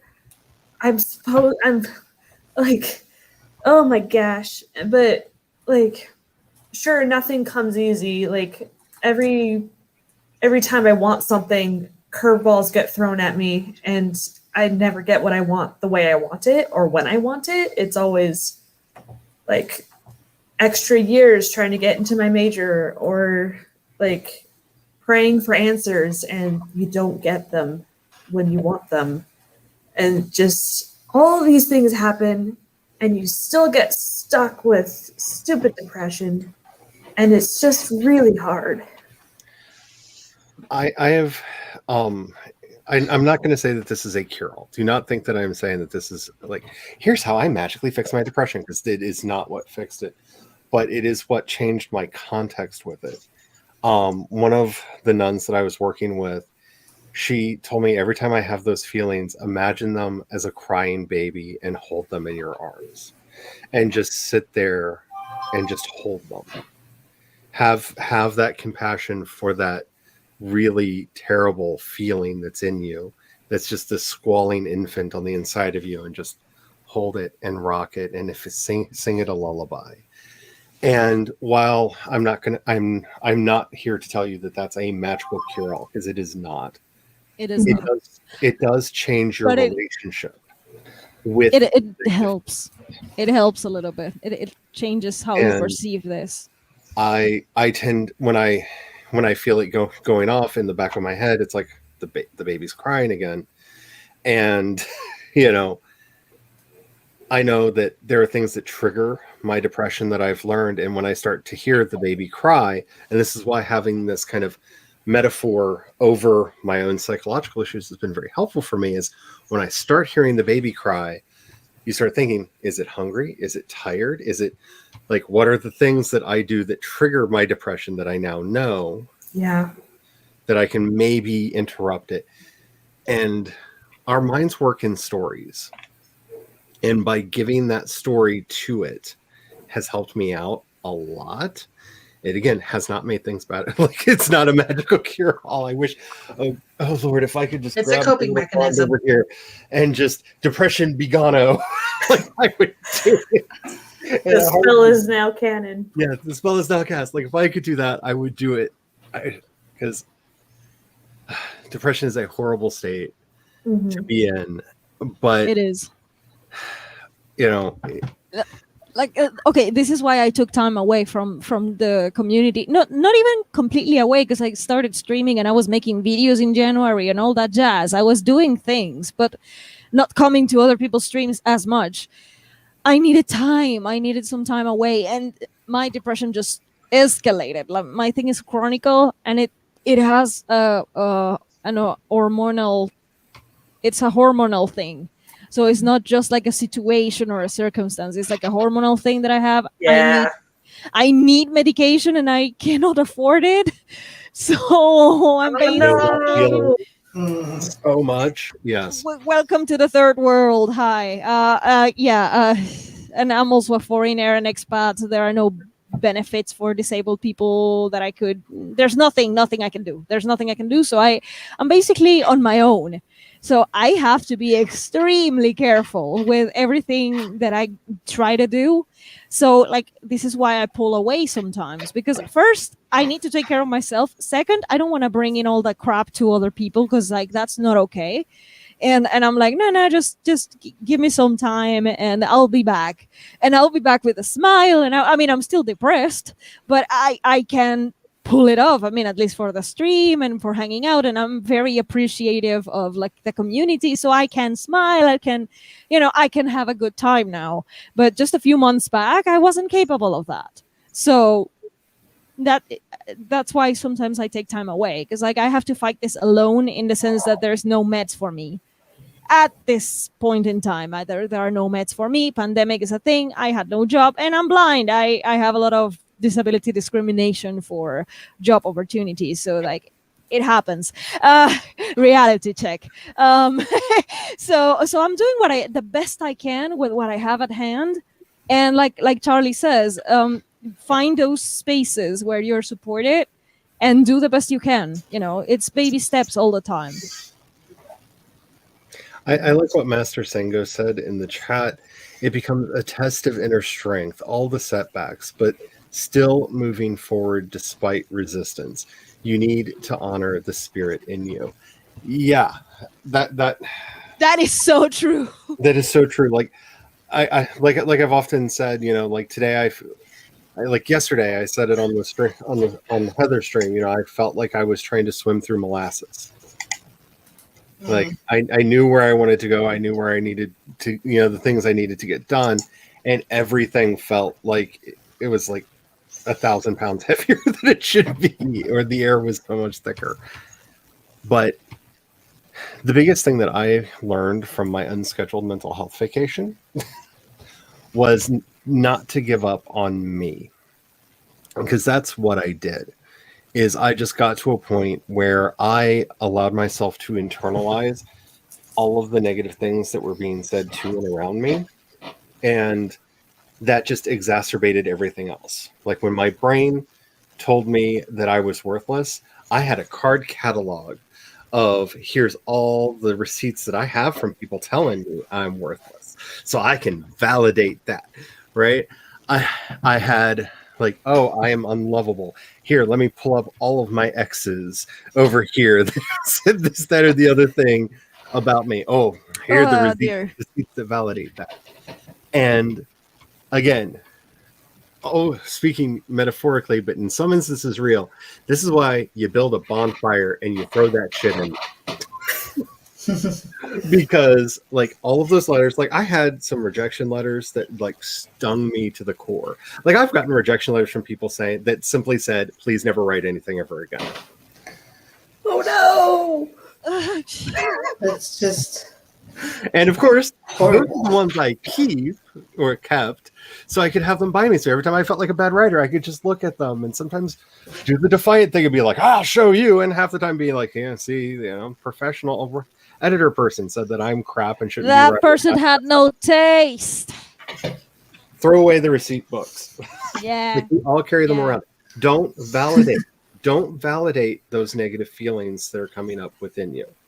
Learn where they're coming from. Learn where you can like cut them off at the knees. Because as somebody who's grown up genderqueer my entire life, like people realized that I was different before I did because they saw that I wasn't acting like a boy on the playground, that I wasn't into the things that I should be into. I had female friends when I was like 9 and oh no, how dare I talk to the WOMs? Like, no. Like, oh my God. Like, that's so sad. Like, right? I just first of all, I just don't understand why people just like children can't hang out with other children. Like, oh, boys have to hang out with boys, girls have to hang out with girls. I don't understand this bullshit. I would like to state that I didn't actually properly have a female friend until at least. Well, actually, no. So, like, it started with I only hung out with boys, and then I had one female friend that I hung out with, and then he moved away. So then I went back to hang out only with boys, and then I became friends with Caitlin after taking her off my leg, telling her I wasn't going to be her friend, and I said, okay, I guess we can be friends now. And then, like, 4th grade, only had boyfriends, and then, like, the majority of my friends growing up were boys, but I was also basically a daddy's girl, still am, but I grew up going with my dad fishing and hunting, and you go. like when he was like, because in the winter my dad doesn't have a job, so he plows driveways to get like passive like some extra income. So I would be in the truck with my dad when he was plowing, so I'd go to all of his friends' houses, and they're all men. So the majority of my childhood was spent around men. I loved going fishing with my dad. So this is what I knew how to socialize with, was men. Because then most of the time, if they had kids, they had sons that were hanging out with them, not their daughters. Yes, Cad. It is. Yes. I don't understand the whole grouping thing. Like you should, like if you're a girl, you hang out with girls. I don't understand. It makes no freaking sense. I hang out with whoever the crap I want to hang out with. You know? Does it make sense? And what you were saying, Charlie, about like getting rid of all of the toxic stuff. When I broke up with my first boyfriend that I was with for 3 years. First relationship, I was young and dumb. It took me a while to realize what a dick he was. Excuse me. We broke up 3 days before my birthday. Oh no. Went out with my family and a couple of girlfriends. We went out to dinner and then came back to the house. I grabbed all my pictures. I had one of his sweatshirts, tossed it all on the fire. It was the most freeing It is. thing ever. It is. It really is. Because one of my exes before, like a couple exes back from before I met the hubby, took me out on the most romantic date I've ever been on Valentine's Day, and broke up with me right afterwards. What? Wanted to lessen the blow. Just wanted to lessen the blow. That was his logic. Just let me make it nice and easy on you.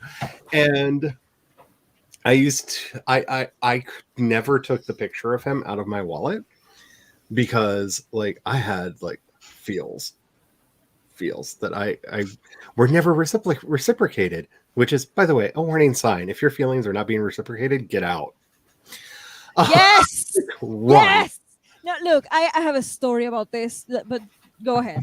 But a friend of mine, this is took me out to one of the many bonfires, and it was a Beltane, and we were all running around, and she came up to me with the kissing fruit and started to hand it to me and said, "Before I hand this to you, you got to burn that damn picture."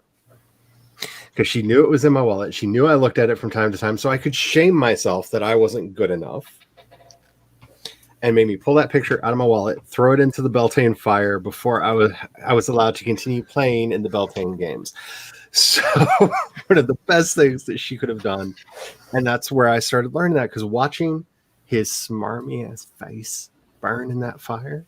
Like There was one picture we took at my best friend's wedding.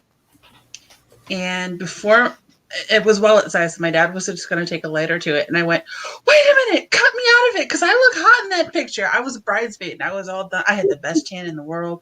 So he cut the picture in half so I could keep the part of me looking good. And then burn the rest of it.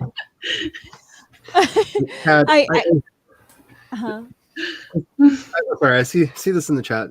Cad says, "Meanwhile, I'm over here always without any friends." No. Hi, Kat.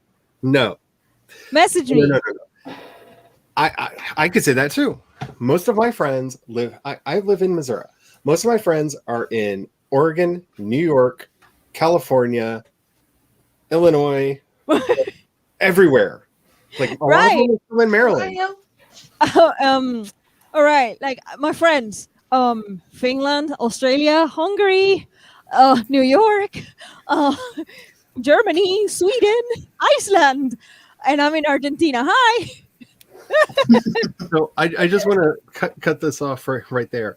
Friendships can be long distance because, like, my brother from another mother lives in upstate New York. We only get to see each other once a year when there's not a pandemic keeping us apart. So it's been a while. We might not get to see each other this year because, you know, long while.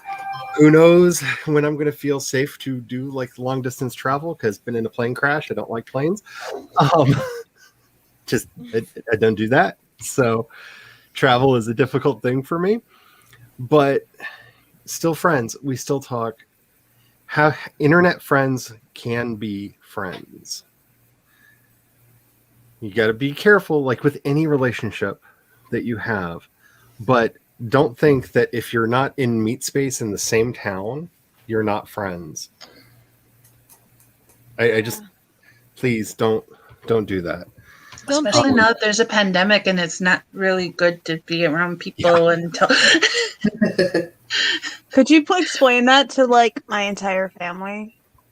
Right. Oh, Because we that's one of the reasons why I started doing this is I found this wonderful community that I never thought that I would have. It's one of the reasons why I do these streams and push through some of the things that really made me want to not be here. Mhm. um, Mhm. because I really feel like we together are stronger than separated. Because I've been a lonely writer most of my life. It's not fun. It's not fun. And I've been a lonely queer person for a large chunk of my life, and it's not fun.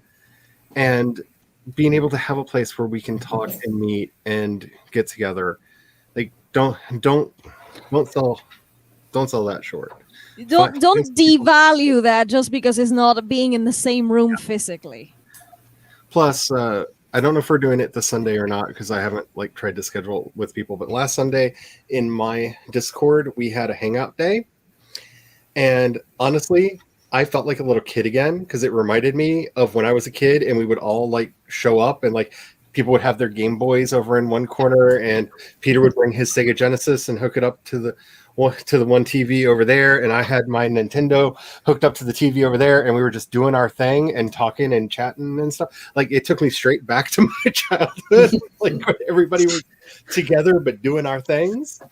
And it was really so nice. much fun. It was so much fun because some Before people, I had my lot of daughter and fun. before one of my friends had her son, like they're within a few months of each other, we would get together. I'd be on my laptop, she'd be on hers, and we play Sims.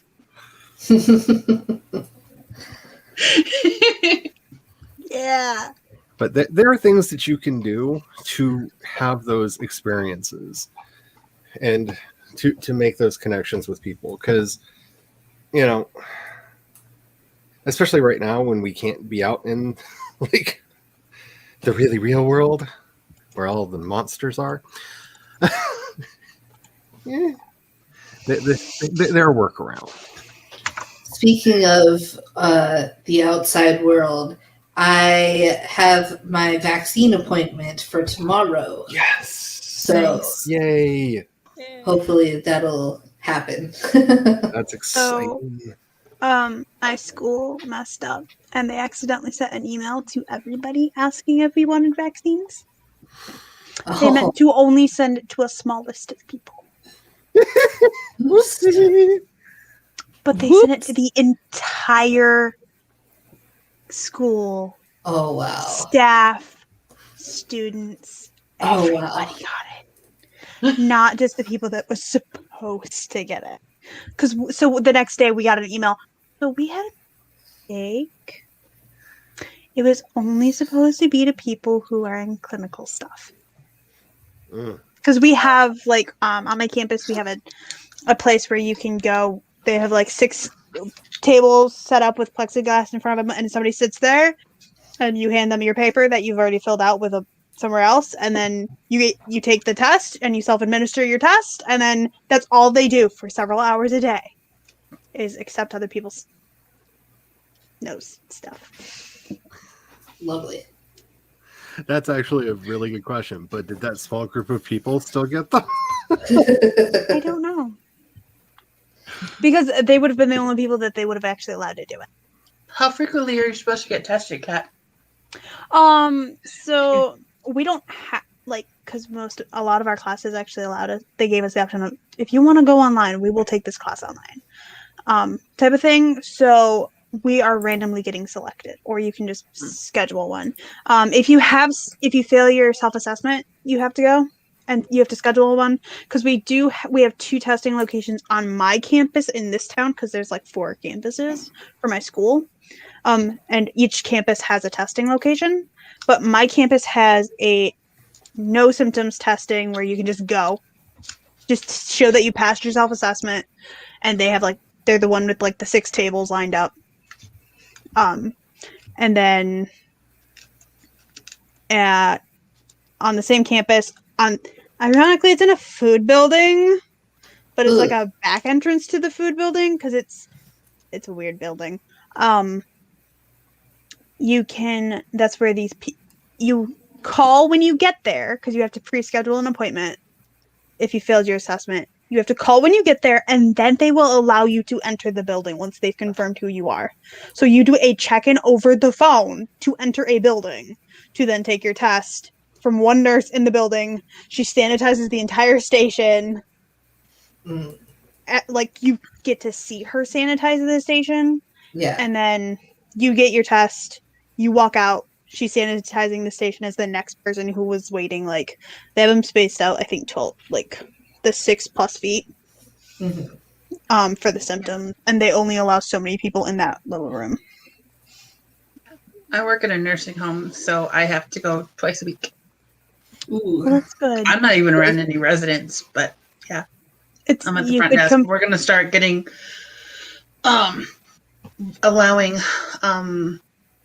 scheduled visiting again. Oh, nice. Yeah.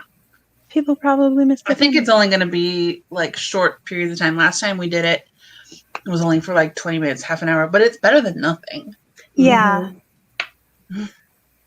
So Yeah. Yeah, and then our everybody's schools been also vaccinated that wanted to be, so nice. yeah. Yeah, I don't know when I'll get that. Be vaccinated. And I work at a restaurant, so I'm around everybody. Yeah. And I'm a host at the restaurant, so I literally encounter everyone, Mm. That's no fun. which does suck. Especially since now, because Michigan is allowing 50% capacity again. Mm.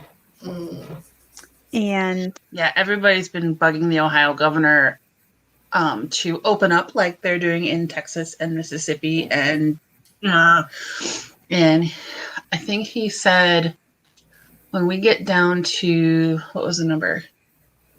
50 cases per 100,000 people. That's when he will open up. yeah, So we have my problem. I'm just like, do you people not realize this is a global pandemic? Because so many of the people in this area were just like, it's all gonna go away once the election's over. I'm like, yeah, except it's a global pandemic, you dumb idiot. It's not. We're not that special. We special, but we ain't that special, honey. The U.S.-Canadian border has been closed for a year now. Oh no. I haven't been able to go home and see my family. It's just been great.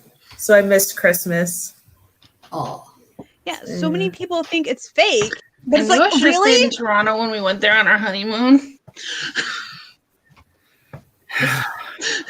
I told But my my favorite husband, restaurant- let's make it a house hunting trip. Let's stay here. My favorite restaurants here in Toronto have gone under. And so, like, my favorite foods. No. Oh. Yeah. Yes. Yes. All right. Sorry for that. The hubby learned that he could make a cart in Valheim that he put so much on that he couldn't get to move anymore. He was very excited, and it was so off topic to the wonderful discussion that was happening here that I just kind of went over for that discussion for a little bit and came back so he could get the excitement out of his system. Because yes, he can fill a cart with so much stuff that even he can't move it. Yeah. Yeah. So much fun. All About right. the whole quarantining when you're waiting for your test results. Yeah, I about beat my sister when I went up north last time. Yeah, I've had a Because hard- she offered to take me home, not telling me she had just gotten a COVID test. Mm. And then my stepdad told me, she's waiting for the results on her. I'm like, she's what? Because she didn't tell me that she had symptoms or anything. And I'm not going around her or her children who are still being sent to school because the school said, it's fine. Just send them anyway. Mm. The kids are so germy. It's like, My sister is also a foster parent. So she has even more kids. She already has a bunch of kids of her own. And then some, like my niece and nephew, she adopted. And foster kids. But the school's like, no, you need to just send them to school anyway. The school told her that. Brief apology for the face I made. It's illegal in my state for queer people to be foster parents. I know we looked into it. It's one of the criteria for being classed an unfit parent. Wow. That's just So I just thought I should And make meanwhile, there are Is on the people list of that people are racist and just horrible, nasty people that are raising their children to continue the horrible, nasty. Or there are horrible, awful foster parents that I mentally live and in emotionally Missouri. scar That's a children for feature, life. not a bug. I gotta Yeah. say, I was lucky with my adoptive parents. I was very lucky because not all adoptions are that nice. Yeah, Charlie, so my one roommate, she's adopted. And when I informed her that, like, the state that Charlie lives in, like, the rules about adoption and fostering, she's like, what the fuck? She's like, I would have been glad to be fostered by somebody who actually wanted to care. Yeah. That's Yeah. what- She was only 4. She doesn't have them. She has repressed so many of the memories from then because she just, like, doesn't want to remember it because it was like, and because she was fostered by the people who adopted her, and then she went somewhere else, and then she was adopted. So they're like, yeah, you, like, there was foods that you would eat here before you left our house, but then when you came back, you couldn't stand them. Like, apparently they, like, would make her, like, they didn't get to eat with, like, them and their kids. wow. Like, they had to sit on the floor That's and eat, like, cold or leftover pizza. So, like, she couldn't eat pizza for years because of that one foster family. It's like, I'm sorry, if you're gonna take kids into your home, like, knowing some of the conditions they had lived in previously, I'm sorry, if I bring a kid into my home, they're gonna be immediately treated like family. both Council of Geeks and Jesse Gender have done really interesting videos, I think about 2 months ago, I think, on how we talk about certain issues. And one of the most interesting things that they brought up is that racism, sexism, and homophobia and transphobia should be discussed as if it were a condition, not a state of being. That it's something someone has rather than something that someone is. And they go through the transformation of quite a few public officials over time and basically put forward the question of, did we make monsters? Because as they were increasingly called racist, homophobic, transphobic, they took that identity on themselves and played that role rather than somebody who has a condition, someone who is, has transphobic ideas or homophobic ideas. And it's a really interesting debate. And I bring it up here because I think it's one of those things that it would be kind of good to know, especially if we're going to say that, like, foster parents need to be fit parents, which yes, of course. But maybe those are some things that we should look into as well, because we got the child. I felt really bad doing it, but we got the child removed from her foster parents because her foster parents were racist, and they gave her a little black girl to raise, and that was good for nobody. And so maybe, just maybe, if we're actually going to make that a requirement that we vet these people, which, maybe vet them a little bit better, maybe add some of those things to the list, because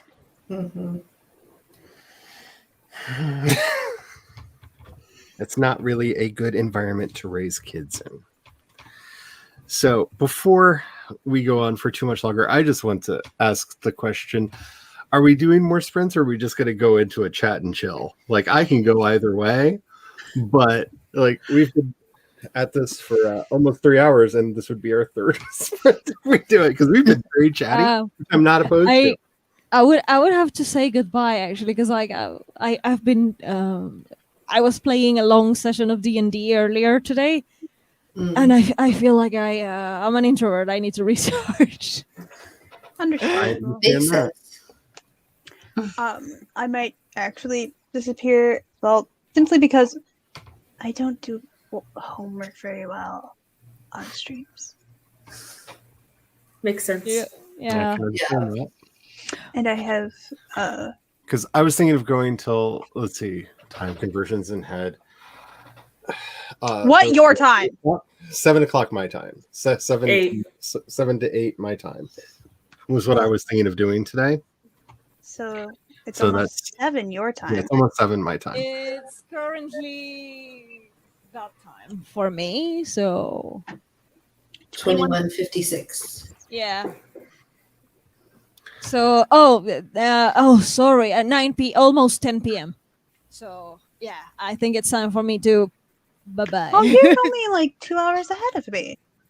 Yeah, Argentine time zone. I'm terrible Yeah. at time zones. If you don't I'm live in the- Illinois or I'm here, I the- don't know your time.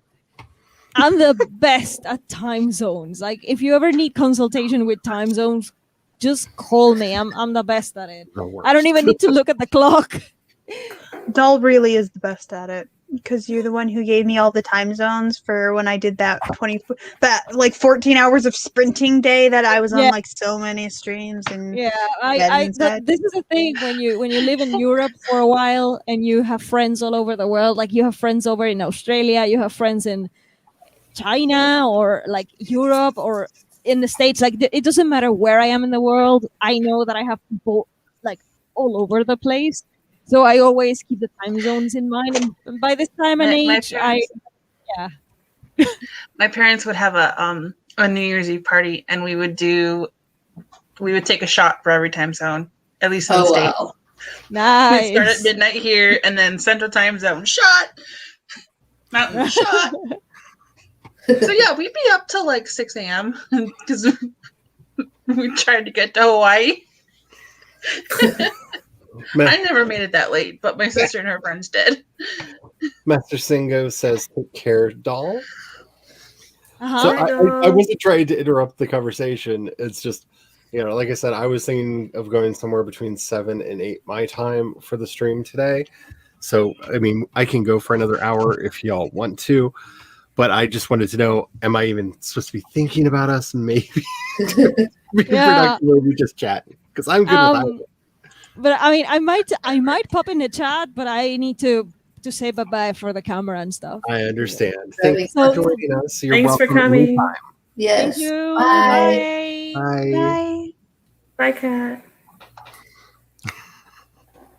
Because I just realized it was more one of those things that I realized, oh crap, we've only done 3 sprints. Anybody who showed up for activity that doesn't work while people are It's chatting. Friday. It's Friday. Also, It is. part of the reason earlier I was making faces was I realized I was trying to use the wrong book to answer these goddamn motherfucking questions. Oh no. I was like, why Yeah, am I not finding this type of question? Why doesn't this make sense with this question? It's because you're using the dumb book. that. Lay it out. Oh, that is a hard decision. Stardew Valley or Valheim? I am all about the Valheim. Like we have chased down so many trolls. Like the hubby is mad at me. He's finally got to where he can take on a troll by himself because there's timing. Like you have to learn to do the dance because trolls are no joke. Like I took refuge in a stone building and the troll knocked it down on top of me. Like Oh, trolls are no joke in this game. I thought you meant internet trolls for a second. No, they are a joke because they don't know what to do with me because they don't understand non-binary people, and it's funny. That's Oh. funny, actually. It is. It's rather funny because they just don't know what to do. Hey, Charlie, you're not a girl. I know. Thank you for validating me. But I just wanted to know what y'all wanted to do because I'm good with the chatting. I'm enjoying the conversation. Actually, I'm enjoying it quite a bit.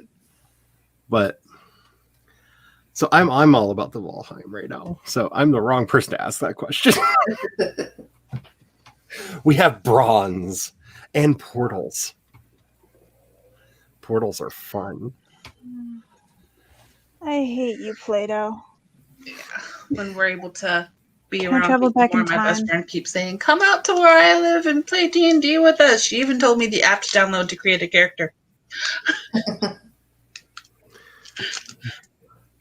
I have not played D&D in so long. Like I've never played it. I've got some friends that keep trying to talk me into playing D&D, and I'm like, you realize I have not played D&D since 2nd edition. Oh, we lost Cat. I lost a She cat. waved goodbye. We waved Okay. goodbye, yeah. I have not played it since 2nd edition, so it's changed a lot. I'll have to do some research on this because it's like It's 5th edition now, isn't it? Yep, they're on 5th I now. think so, yeah. I did. What's the channel? But I'll be back. I need to go feed the puppies. alrighty. So I think we're gonna. Sorry, the channel is what is it? Viva La Dirt League. They have a series called Epic NPC Man. They just started a second channel where they stream their D&D game. I just started watching it. It's hilarious. So the epic fantasy that I am making right now, I am also making the world into a cipher system game. And when the book comes out, I am definitely going to be doing roleplay sessions on the channel where we're not going to play through the book, but it is going to start at the same place the book does, and we'll see where the characters go, the player characters go with it. But yeah, I am looking forward to that. And because I haven't got to play it in a while, and I feel like we're at this point, because I asked if anybody wanted to sprint, and the chatting just continued. It took the eyes of a child to see what we were blind to. If it wasn't for you, we would still be following every little rule in the book. Wait, is that bad? Because I love rules. We're instituting a new ship-wide mandate, and we're calling it the Boimler Effect. The Boimler Effect is about encouraging shortcuts and preventing people from just blindly following the rules. From now on, the crew can build in buffer time whenever they deem fit. Congratulations. Dismissed. Buffer time is now officially on. If anybody is getting worked on or definitely wants to sprint, speak up. But like, I think chatting is a thing that's just probably going to happen. Yay! I'm up for whatever. Murder radish.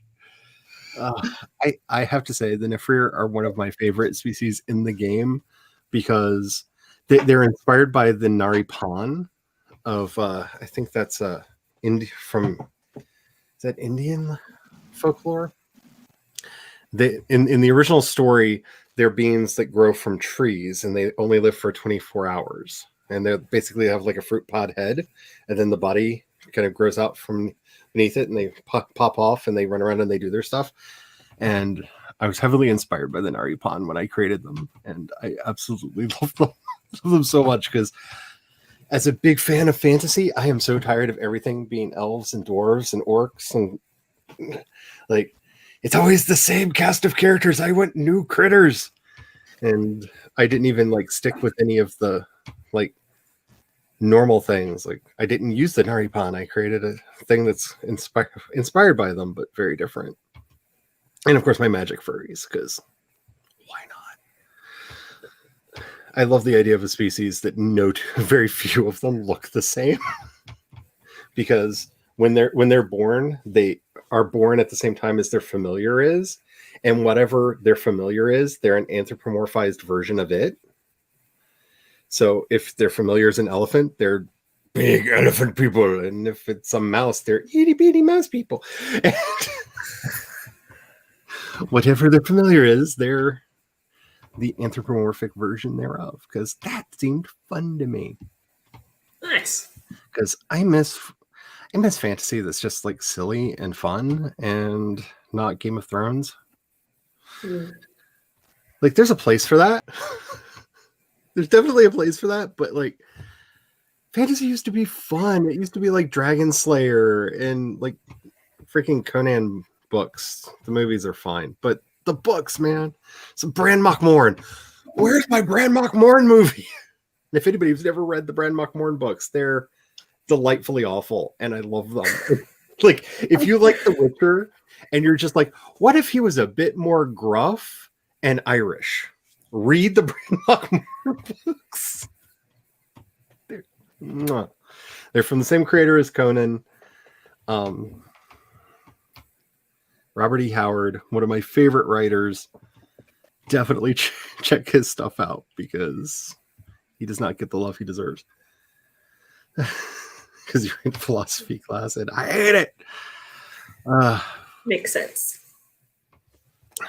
Philosophy class was my favorite, but if you can't tell, I'm one of those people that can just like pontificate for hours on absolute, like, a friend of mine who swears to God he was not high at the time once got into this like weird thing about how the universe is a divine donut and we're actually living somewhere in the center in the donut hole. And like it was this whole thing. He swears he was not high as he's like expounding upon the divine donut that is the universe. And sure, okay,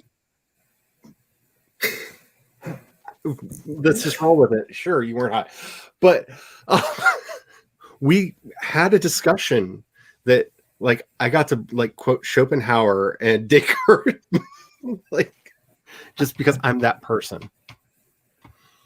So just be warned. I've never taken a philosophy class. I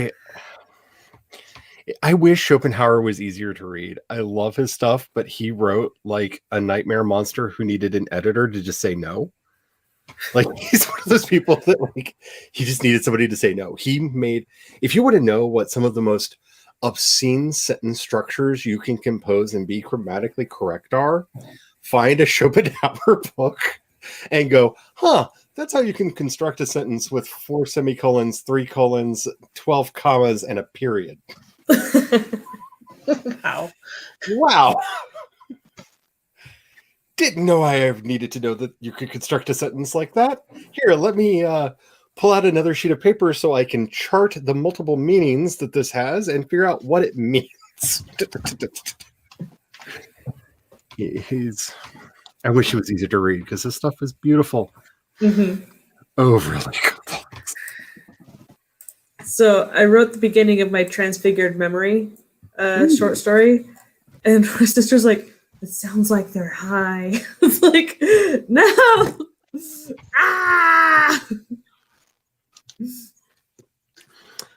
I have debated whether or not one of the characters in the book is going to get into. This is also why the book is not a young adult. Is going to get into hallucinogens at some point. Yeah, because he's got the most valid reason in the world to be like, I don't know, let me try that mushroom over there and have like some wacky experiences. But I'm like, I don't know if I want to write that. I mean, I kind of do want to write that because the idea of Umrath High just cracks me up. But I was watching dog videos because I want one, and there was one about a dog who had eaten mushrooms, like had found wild mushrooms and ate them and was just tripping out, standing there trying to stay upright and like, oh my gosh. So they took it to the vet and the vet's like, yeah, sometimes they'll seek them out even. Like, yeah, they just love them. There is having a great time. There is a really, depending on your point of view, funny, tragic, or horrifying video of a spider that they gave LSD to. Making the web? Yeah. Because they were, this is back when it was first discovered. They were testing it because they had no idea exactly what it did. I mean, just to give you an idea, the greatest trip in all history was by the man who invented LSD because once he realized it wasn't toxic, he drank a half cup of pure uncut LSD and laid in a hammock for the night. Just to see what would happen. Now, for perspective, when you hear about people tripping, that's like a dropper, like an eyedrop dropper's worth. Like a little drip. Makes people trip. He drank a half cup of pure LSD. And their heart didn't give out? Nope. Wow. He did say that he had a very interesting and not unpleasant time where he forgot that he had a body for some of it. Like,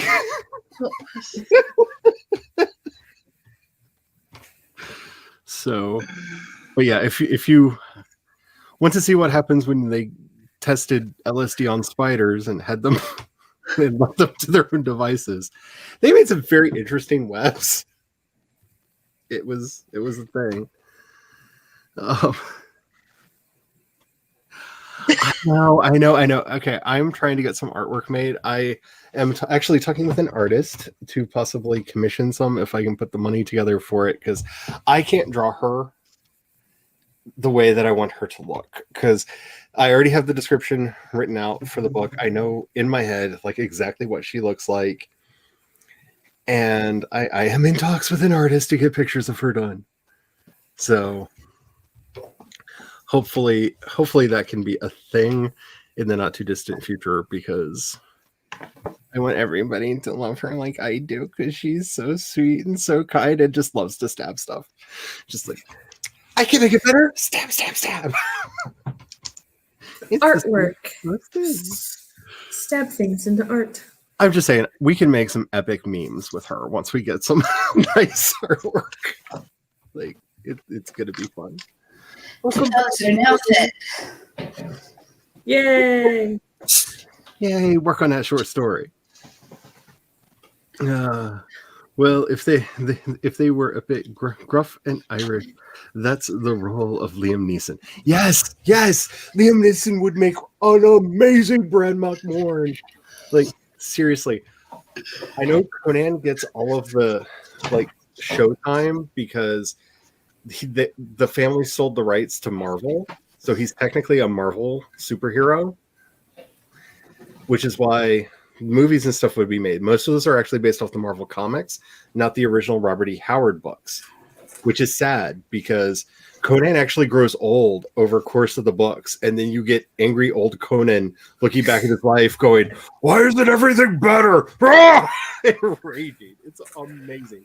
And then there's like the book where he accidentally became king and didn't know what to do because people are like, what do we do, my lord? And he's just like, what do you... Stop.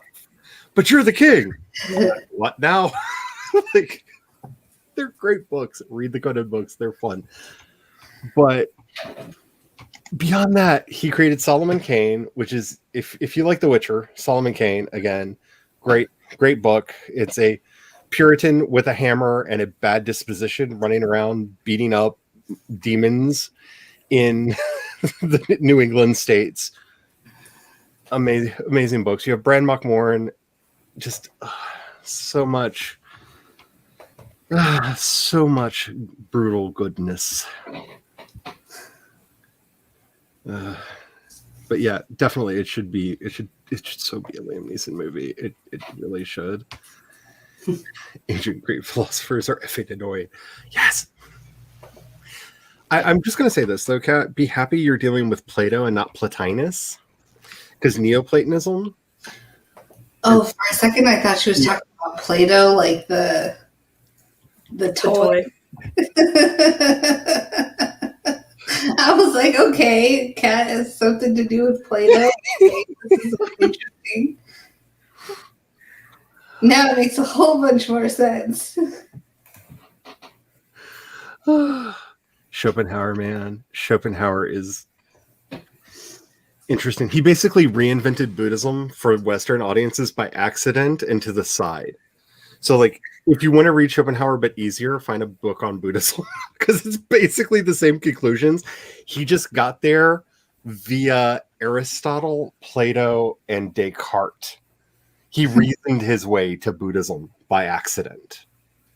That's funny. And it's really interesting because I imagine that his books are what the thought process of the Buddha was like when he was sitting under the tree. Like, this is like, if you wanted to know what was going on in his head, this is a path to get there. As he basically comes up with, Buddhism, but very different way to get there. Philosophy classes can be problematic, especially if teachers don't understand that the purpose of philosophy is to talk. It's not about right and wrong. It's about conjecture. Philosophy is not a science. Like it's no matter what some people may tell you. It is an art. Most of what philosophy does is teach you how to be a better thinker. Yes, and especially when done well. And this is again one of the reasons why I do like Schopenhauer. I think he does that quite well, in that he has the book that pre-budded everything that Ayn Rand wrote, which is the I think it was called, what is it, The Enemy of Selfishness, which is basically how selfishness is anathema to our existence. Like, people who are acting via pure selfishness are actually defying human nature. And it's a really interesting read. Like I said, he reasoned himself to Buddhism. It's a really interesting read, and it starts off with a story about why is it that if a man were standing on the top of a hill and saw a child about to fall off a cliff, he would risk himself to reach over the precipice to save the child. That's the philosophical question the book starts with. And after about 300 pages of reasoning, we get to the idea of, in seeing the child in danger, he sees his own life in the child and realizes that the distinction between I and thou, me and you, is irrelevant, that life must go on. And so if the child dies, a part of him would be diminished as well. So the same would happen whether or not that he had to intervene, or a part of him would die no matter what. It's a very interesting book, but yeah, he kind of pre-budded everything Ayn Rand ever wrote. Let's see. It was offered at school, but you went to, and you wouldn't be anyway. I don't think a lot of philosophy classes are necessary. I think logic is a very interesting thing to learn, but not to rely on. Logic is a whore, and people need to realize that. Logic is rules of debate. It doesn't make you right. An argument is not right because it is logical, or wrong because it is illogical. Logic just gives us an agreed playing field on which to fight, and rules to govern the fight. And a lot of people miss that. And a lot of philosophy classes miss that. Is the artist the one I'm thinking of? Yes, it is. Yes, it is. She's one of the things, because I know she's already done some work in this regard, and I have a description written out that I'm wanting to send in once I check my bank account and see if there's any money in there. By the way, my picture. Picture of coffee. Link below. I got paid today. Woo! So much good. Replacing these things because only one ear works and the microphone doesn't work. Oh no. Sucks. Sad day. Let's see. Maggie said, I had a pharmacy patient that was a post worker. He picked up a leaking package and 2 quarts of LSD. Oh no! Dumped out of the box on him. Yeah, he had seizures for the rest of his life. Medication didn't work. It didn't help. Wow. Yeah, that can happen. And seriously, that's not a good way to ship a strong substance like that. Mr. Stabby Stabs. I want to. That's not just a t-shirt. That's a plushie idea. Yeah, I want to find out where some of these people are getting their plushies made, because, like, I've looked into how much it costs to get plushies done, and it is so prohibitively expensive. Like, you need to have like tens of thousands of dollars up front for a minimum order. But I see people like OT and the Click with their plushies, and I don't think, especially OT, I don't think OT would have had tens of thousands of dollars to, like, he had a hard time getting his computer fixed when it broke. Like, I don't see him just having like lots of money sitting around. And I know the plushies sold out. So where are y'all getting your plushies made? Trust me, I like plushies and would love to have my own plushies back here. Like, that would be amazing. I got this little cutie on clearance after Halloween. Oh, So cute. That is so cute. I smell children. I want to find the other two now. So I gotta go back to the Disney store. There's so many Disney things that I want. And can I just say, Disney, I love you. You know, we have this like thing like my entire life. But you created the show called The Owl House, and I absolutely love it. And yet you have no toys. It's a kids show, and you have no toys. I need a Luz in my life. I need a Luz plushie. I don't care. I need something of her, and like most of the characters in there. Please, Disney, you're failing me. You monetize everything. Yeah. How you make a kids show with no toys? How you do this? So my nephew's favorite Disney character is Pete, like the bully who bullies Mickey Mouse and Goofy and Max. And so there are no plushes of Pete anywhere. Really? Yeah. Like the only thing I can find is if you buy the set of like 15 characters, then there's a Pete in there of Mickey Mouse Clubhouse. wow. That's crazy because he was such a big character on Goof Troop. I mean, I know that was a while ago, but Yeah, I can't find anything. Like there's hand crocheted ones on Etsy, but no official Disney Pete plushes anywhere. Wow, seriously, I lost it a Disney. long time ago. I wish I could find the crocheted adipose that I found on Etsy. Oh, Cat. So, why is Socrates dissatisfied with the lines of reasoning he No, no, repeats fine. regarding the following three statements? What principles underlie his objections? 1. Humans grow because of eating and drinking. 2. Comes from adding to one. Socrates is sitting because of the way his bones and sinews are situated. That's a terrible question. That's a terrible question. I do not envy you. Like, seriously, let's just talk about the symposium and everybody hold hands and we'll sing Origin of Love together. Nobody reacted. Am I the only one here who's seen Hedwig and the Angry Inch? Yes. Yes. Watch this movie. It's amazing. It's so good. Or at least listen to the soundtrack.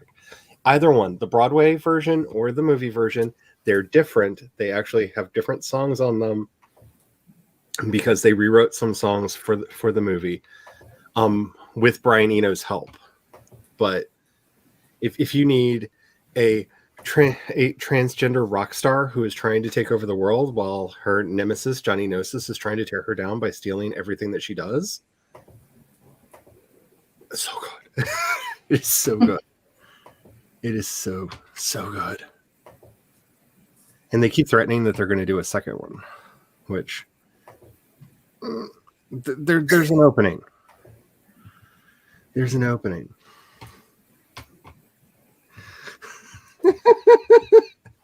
Yeah, that's just a crap question. I'm just saying, your professor is bad at it. There, I said it. Hello, Mr. Spence. How are you doing? Are you gaming tonight? I'm assuming it's Friday. You usually game on Friday. Do a game stream on Friday, I think. I don't know. I'm putting duties upon you. What are you doing tonight? Hi. Let's see. You're probably oversimplifying here, but logical is more set in stone than aesthetics. This is true depending on the school of aesthetics, but it's simply the rules of arguing. And this is the problem that I have with people saying that things are logical. Science isn't true because it's logical. It's true because it tries to disprove itself. And by constantly trying to disprove itself, verifies that it is a thing that is true. And that's not... True as far as we know. Yeah, true as far as we know. Probabilistic knowledge is the best that we can do. Music is between logical and aesthetic. This is true. This is true. And it's driving me crazy. Why do I do this? Why?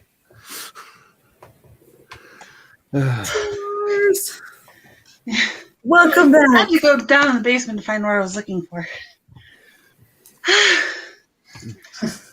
I'm trying to clean off my other desk here so I can have all of these out. Oh, Zoom, zoom. That is so cool. Ta-da. That is so cool. I love all my plushies. I've got so many more that need to come in here. Like, I don't even... Yeah, you can see because I have the big Yodas on either side. I have so many. Oh, I don't even think I've got my Kermit and stuff in here. No. I've got a lot of Muppet stuff. Jim Henson, like, big part of my life. Oh, Do you have a Skeksis? I do not have a Skeksis. I have a lot of the Dark Crystal books and whatnot that they created around the movie.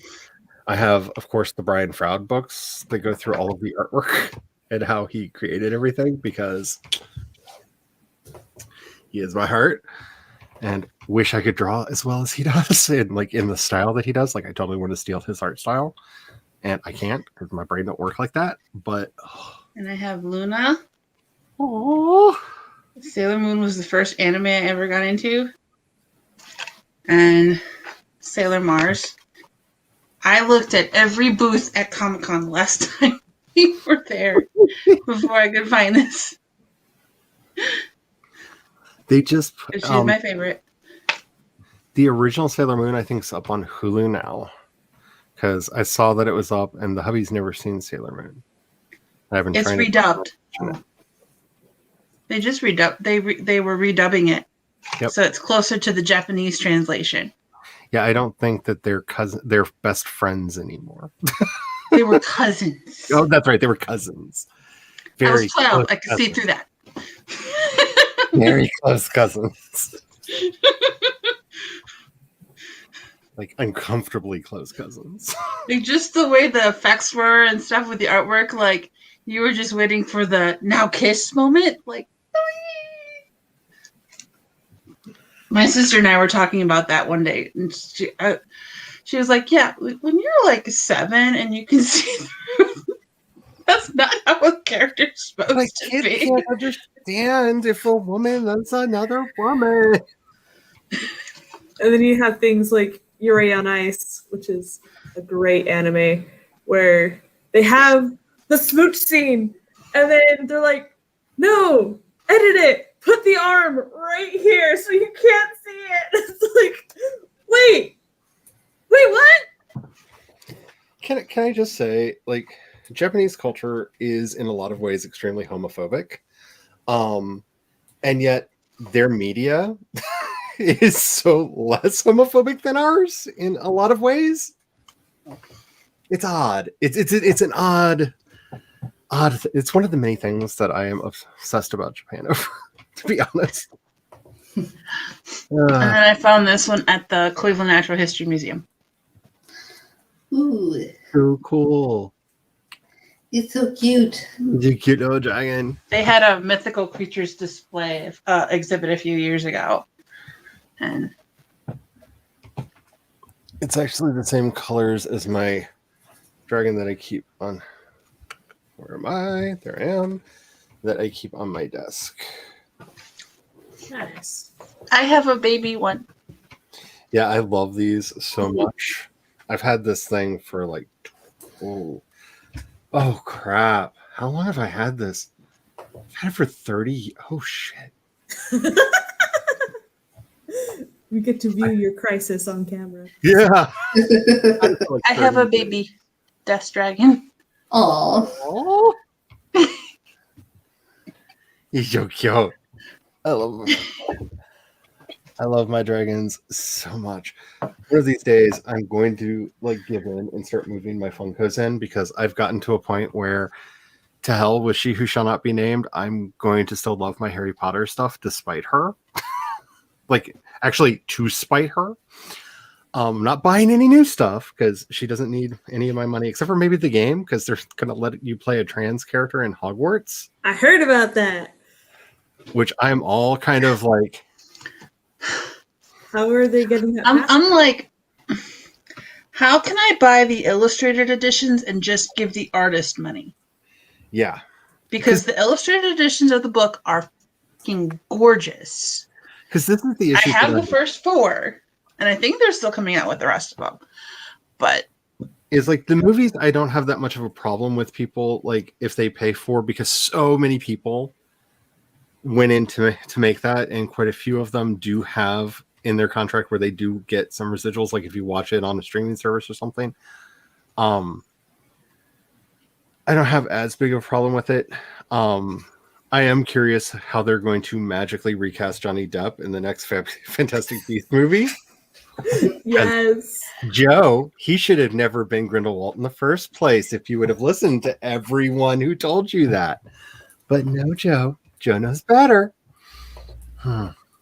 So I am curious how it's going to be magically recast. Some people need to have people to say no to them. Yeah. And I feel like that's the difference between the Fantastic Beasts movies and the books, and especially the second one. The second one, I could see how if it were a novel, it would have been an interesting book, because it's like reading the chapter headings for a book. It just goes through too many events in too short a period of time that if they were maybe built out, and I could see that maybe as the early outline of a novel, not as a screenplay. But no one's willing to tell her that. And that's why I'm curious how my writing's going to improve now that I actually have people constantly questioning every decision that I make. Thank you, Spence. I'm so glad to finally have a critique buddy, because I've been doing this by myself for a while. So I'm trying to decide. So I want to write something longer than a short story again. Mm-hmm. And I want it to be in the horror genre. But I'm wondering, should I go for a novel because I've been trying to level up my prose? Or should I go for a screenplay?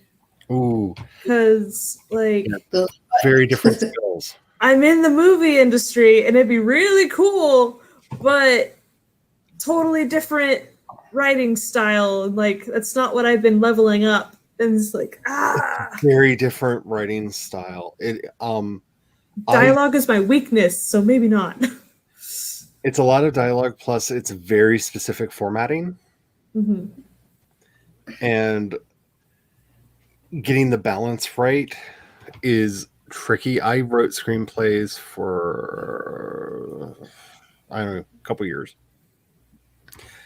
And the feedback that I always got on them was either it was way too much description or not enough description. And even reading screenplays, it's hard for me to understand what that means in a screenplay. Mm-hmm. Because I would want to direct the camera angles in the screenplay too, and people get mad at you when you submit a screenplay that has that information in there, because there's a way to format that and write it in. And I know for a fact that one of the screenplays that I wrote got rejected for that reason. That there's nothing. I think they said there's nothing for a director to do with this. The story is so specific in the way that you framed everything. Yeah, I don't know. Direct it yourself. Pull out all that new Monopoly money from nowhere and go forth. Wouldn't that be wonderful? I will say that I have thought about trying to kickstart a project of that nature at some point, but it's in the book of future. I can't do new projects, but I have thought about trying to raise some money to get something animated. That because would be fun. I think a lot of the ideas that I have might actually work better as an animated something than as a prose something. So you, just Wednesdays, Thursdays, and Saturdays. Okay. Yes, Plato studied under Socrates, so Plato often uses Socrates as a mouthpiece. Yes, he does. And it's really interesting to see what people think, because everybody has their own opinion on what Socrates actually thought and what Plato thought and put in Socrates' mouth. Because Socrates wrote nothing. Though many of his students did write stuff about him. Yes. Yes, a good chocobo or a Moogle. I want. They made some Moogle plushies that, oh, if I had the money, like they were not cheap. I think it was like $65 for the one Wow. I wanted, and I was like, I do not have that kind of money. But like, oh, and then they did that terrible thing where they did the blog on how to make your own Moogle at home, and I was like, I need a bunch of foam. I need a bunch of foam. My first foray into Final Fantasy was Final Fantasy Unlimited. So it was such an interesting ride. It's like, this is not what I thought Final Fantasy was about. It's an interesting way to get in there. Yeah. I've if people haven't noticed, like some of the artwork that I've been using for some of the new stuff is very Final Fantasy inspired, because it's one of the heavy influences on the story that I'm doing, because I absolutely like am obsessed. Obsessed. It's a problem. Oh, and Vivi is my heart. If anybody doesn't know Vivi, if you've ever seen the classic Black Mage in the with the big hat and the little yellow eyes and the high collared coat, like Vivi is my heart. That story, like I play through Final Fantasy IX every now and then just for Vivi's story. Like I wish I could tell it like I don't care about any of these other people, just let me play Vivi. Like yes, I love his story. Like the other ones, like Zidane and them, like it's fine. But like Vivi, like when Vivi finds out that he's just a puppet that was brought to life by magic, oh, breaks my heart. Breaks my heart. Even when I know it's coming. Because you just see him just like, just panic of like, am I not real anymore? Oh, I love him so much. So much. So you watched the I Am Big Bird movie? Yeah, that was really interesting. And I can't imagine the amount of pain that it would be to spend your life like this for hours in that costume playing Big Bird. Like, that would be an arm, wouldn't it? Mm-hmm. Oh my goodness. Yeah. Yeah. If you notice, Big Bird only uses one arm, and it's because one arm is the actor's arm and the other arm is his mouth.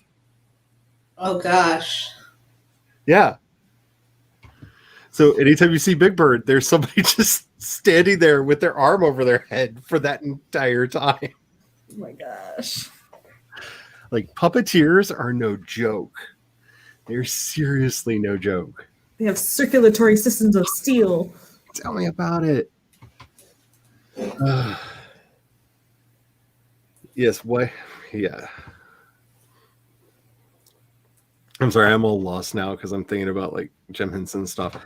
If anybody has not read the biography of Jim Henson that came out a couple years ago, I highly recommend it. Looking up the author because my mind. But it's he interviewed like all of his friends and family and got access to his like journals and stuff so that he could like write the definitive Jim Henson.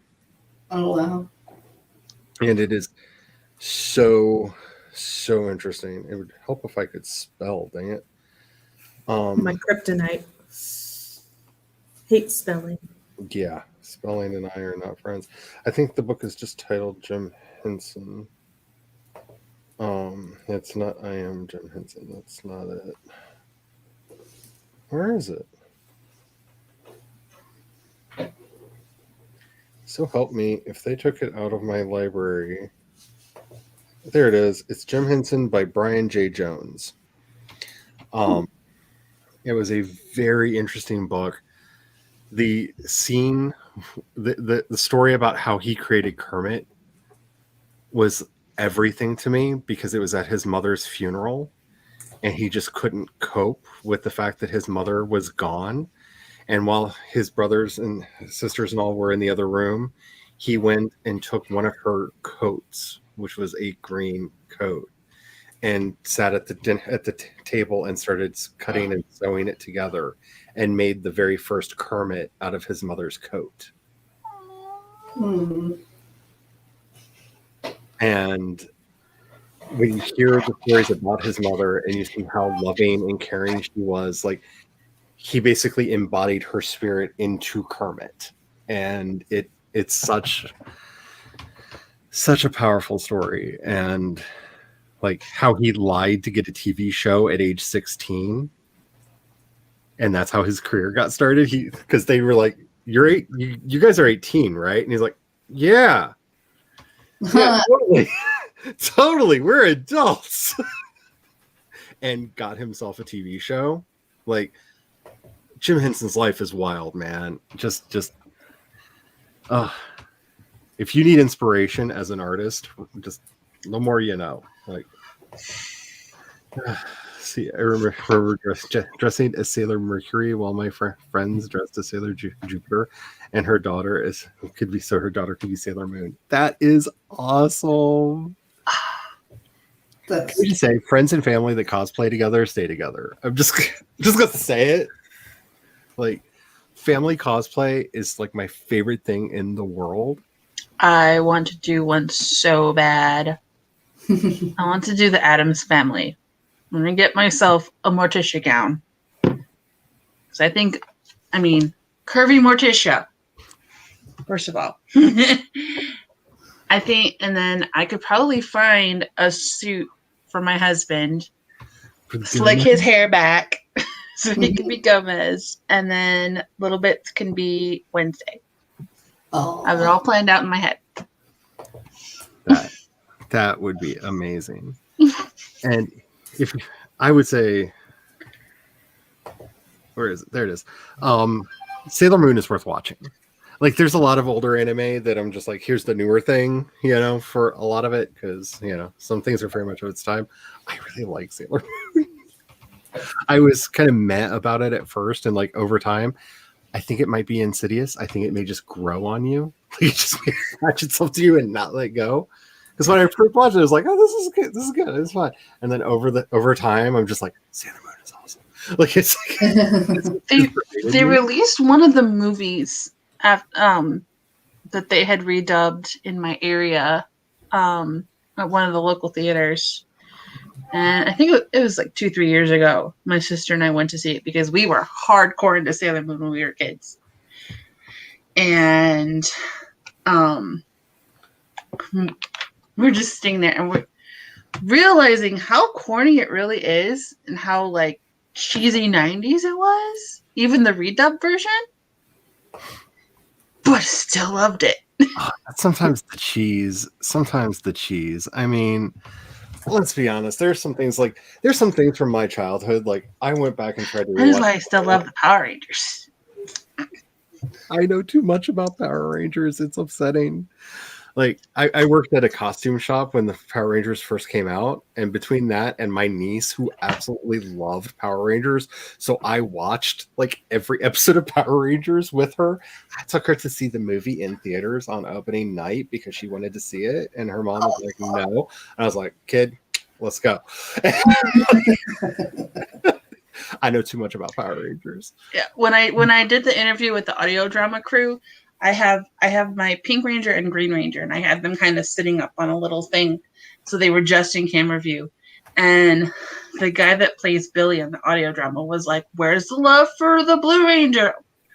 I found these at a used toy store. I will eventually track the rest of them down, but I grabbed my two favorites first. Ranma one half.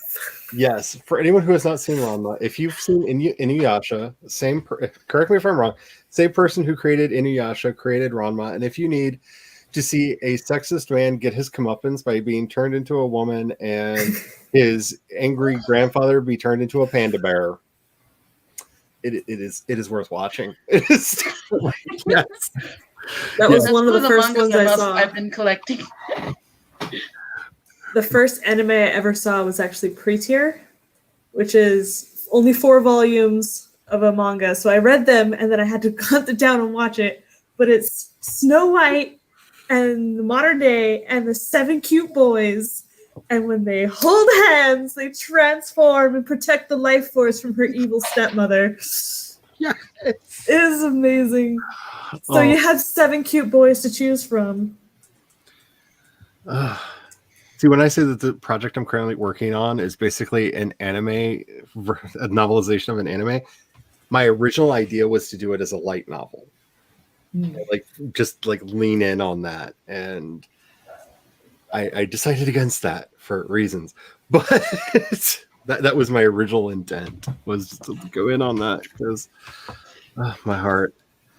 Yeah, but Ranma, man. Okay, Paramount Plus just launched, and because we are waiting for the new Star Trek series, we still had our CBS All Access account, and they put Aeon Flux up.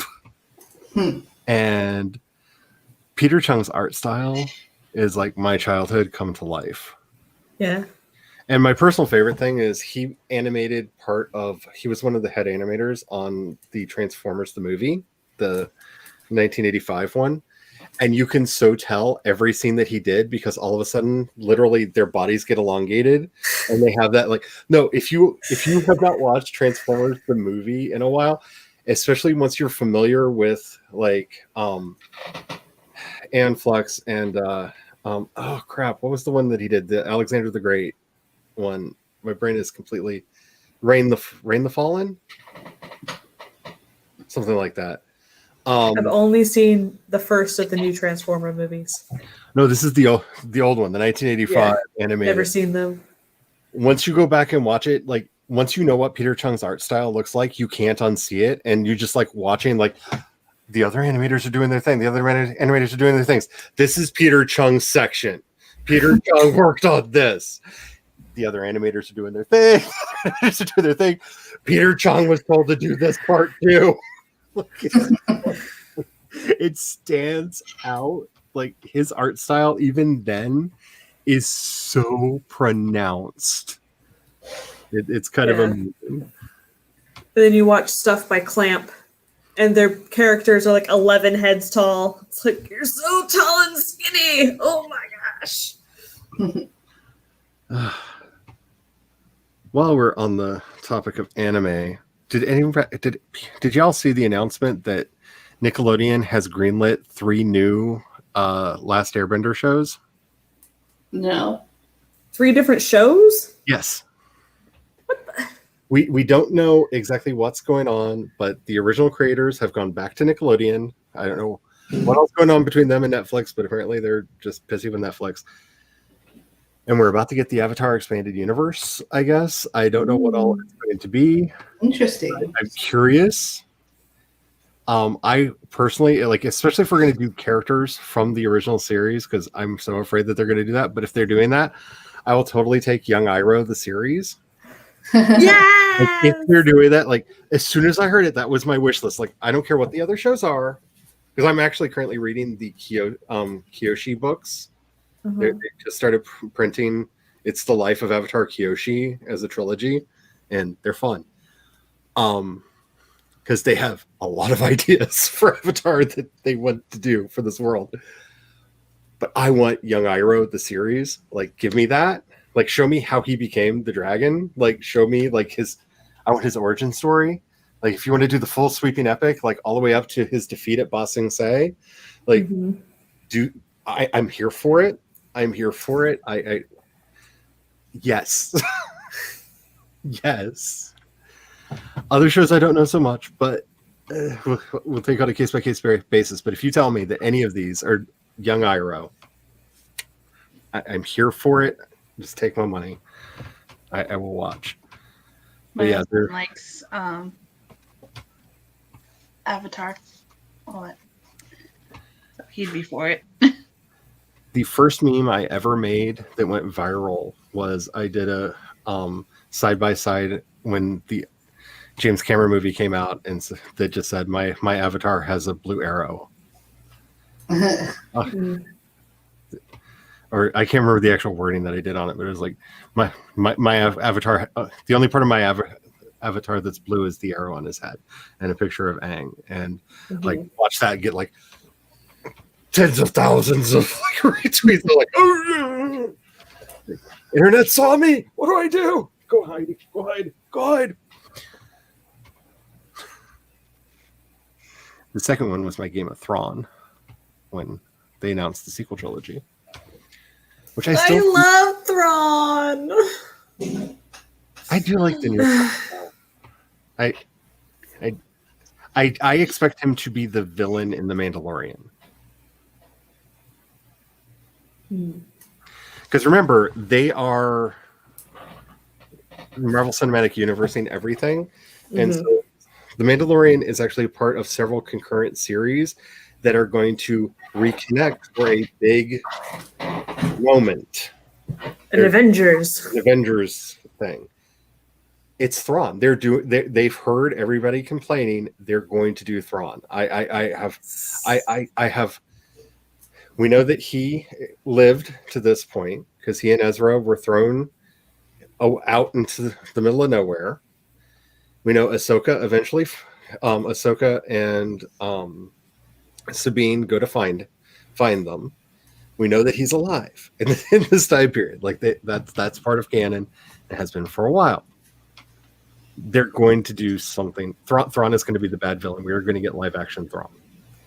Like, if they don't, I will be so surprised because you have when Ahsoka showed up in The Mandalorian, she's asking that Imperial, where is the Jedi? Where is Ezra Bridger? Like, she specifically asks about him on the show, which means she's hunting for Ezra. So, and we're also going to get live action Sabine. So, nothing wrong with that. All about that. One of my favorite shows I still need to finish is Clone Wars, the Genndy animation one. Oh my gosh, it's gorgeous. It is so pretty. And in an odd side category that I don't know its canonicity, I'm assuming it's not canon because it's not up on Disney Plus right now, I don't think. And I figure if it was, it would be there. But several events that took place in it are mentioned in canon.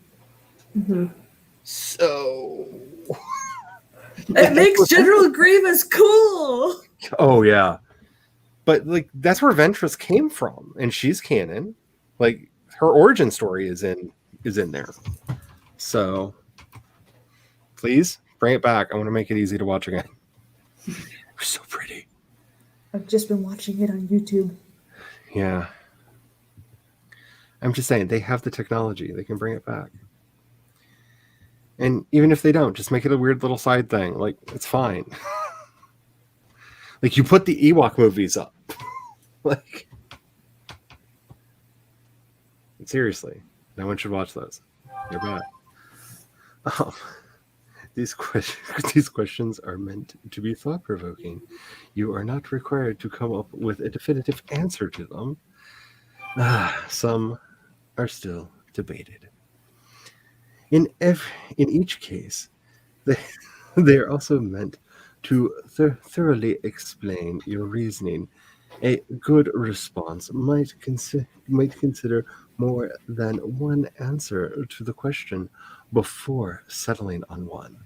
So, I don't have to give an answer, but I need to explain.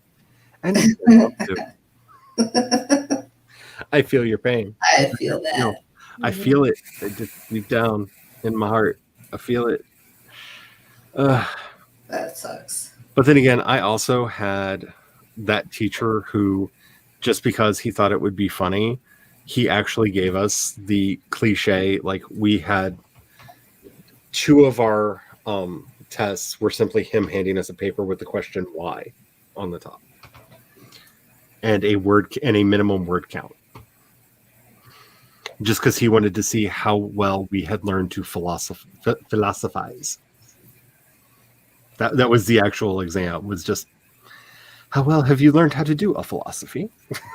My philosophy teacher was like obsessed with Burning Man, and I'm pretty sure a whole bunch of other drugs, or just drugs in general. It's not. It was an interesting class. I didn't enjoy it, but it was an interesting class. That is not uncommon. My finals were watch this Wallace and Gromit short and do a write-up on it. Like, oh darn, I have to watch a movie in a theater. Alrighty, so it is coming up on the 8 o'clock hour. And before we go into our outros for the evening, I do want to remind people I will not be streaming next week. And hopefully it will be a nice respite and things will be fine. And we won't have Sky Kaiju and there won't be monsters and there won't be a lot of pain. But given that... But don't you want giant robots? I would love the giant robots. I just don't want the Sky Kaiju because I will forever refer to tornadoes as Sky Kaiju now. Thank you, Charlie. Okay, so I grew up in a very, my great-grandmother was wrong about most things, but there are some things that she hit me so hard about that I just will not fight her on it, even though she's been dead for a long time. When the thunderstorms are raging, you turn the power off because you don't want to tempt Jesus. The Lord gets angry when you mock him. So you turn the lights off when the thunderstorms are really bad. I have problems, but I still have the memory of her backhand on my face to remind me to do things. But yeah, she said that you don't say that word because it calls them to your house. So we have many euphemisms in my family for that word. And she's got a half a point. Our family lives here because when they originally settled in Kansas, they built their house and Sky Kaiju ate it. Oh no. Shortly after they finished it, and they went, "This is the Lord telling us this is not the place for us to live." And they got back on the wagons and moved out. So I get why the family has weird don't tempt the sky gods because they smite you things, but yeah. And so I a couple years back I started jokingly calling them Sky Kaiju because, well, we had an outbreak of them around here and you could just hear what sounded like giant monsters running around in the fields. Because if you've never heard one go past you, you live a blessed life and be very happy. But I just lived with earthquakes. Yeah, earthquakes. I think that night there were something like 23 in the region in one night. Wow. And you could just hear them howling and roaring as they went by. And it is what I imagine living under a kaiju attack would sound like. Because they make a roar that is not your friend. And we get them sometimes in Ohio, but not that much. Yeah, they specifically called it an outbreak.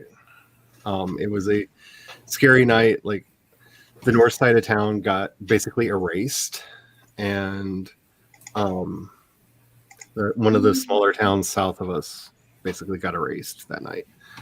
But fortunately, we did not. Knocking on wood. But I don't like the severe weather, and with my joints and stuff, weather equals pain.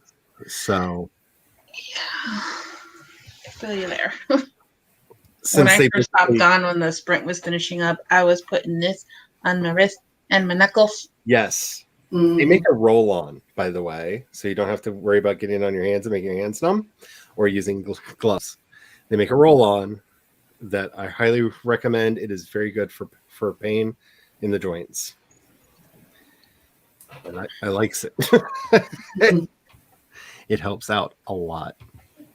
But just wanted to remind people about that so that they, I'll probably still be in chats and stuff, but I've been meaning to take a week off and recombobulate. And the fact that they showed the weather forecast basically has right when I stream on Wednesday and right when I stream on Friday is when the weather is expected to go through it. I was just like, it's a sign from the Lord. Like, just the voice of my great grandmother spoke through me. It is a sign from the Lord that this is the week I'm taking off from doing this. So Hopefully it clears up by the Worldwide Write-a-thon. yeah. Mhm. Plus, I want to get more. I'm Back off that weekend. I'm to excited. normal. Because my brain and I have not been friends for the last couple weeks. And I don't know. I might do a meditation retreat for myself. Not having anything scheduled, I might be able to just sit and see where my mind will take me. Phone free. Does We're it- waiting to see what kind of tax money we get and whatever's going on with this whole stimulus thing. I'm going to put a big chunk towards my credit card, and I'm going to book a hotel for myself. Take a long weekend. Tell the hubby, have fun with the baby. I'm going off to write in a hotel somewhere. Are we getting a third check? There's another check about should. yep.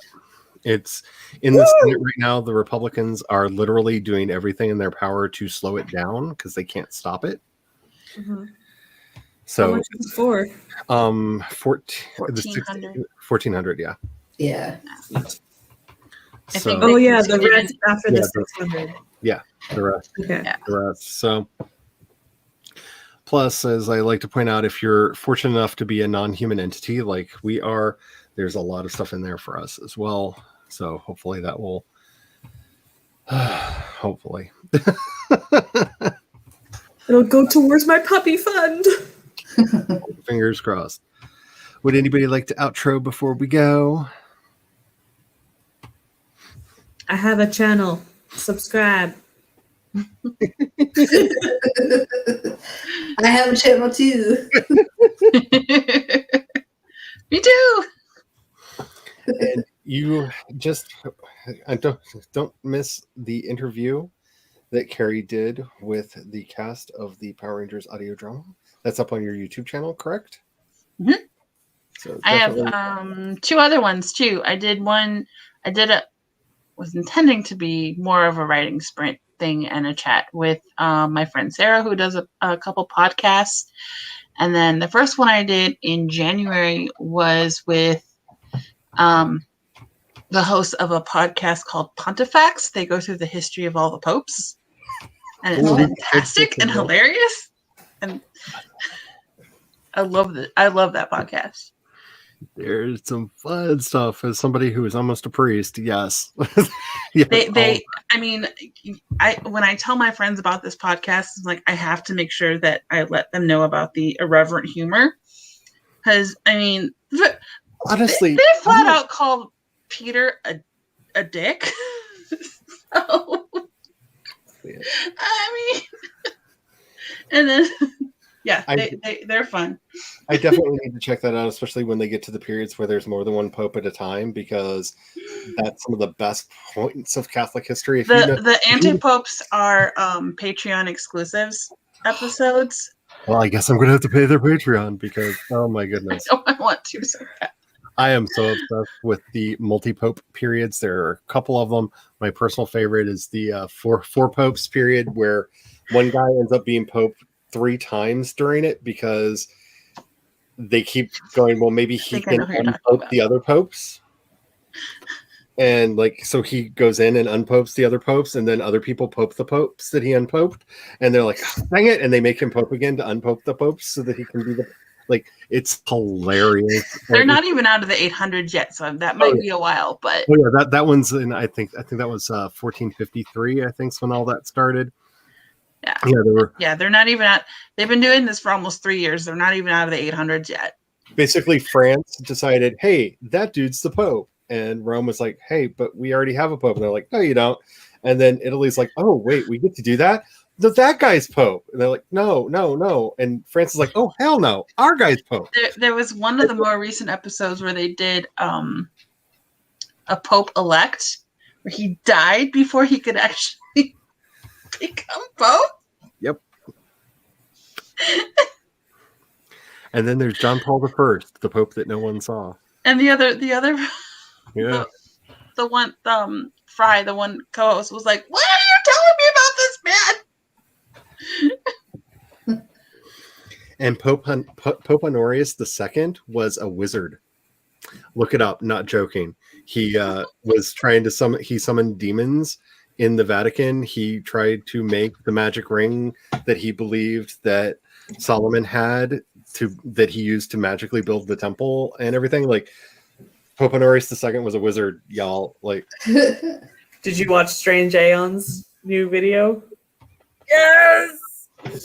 Russian anti-wizard propaganda animated film to go against Harry Potter. I agree. I need to read this book.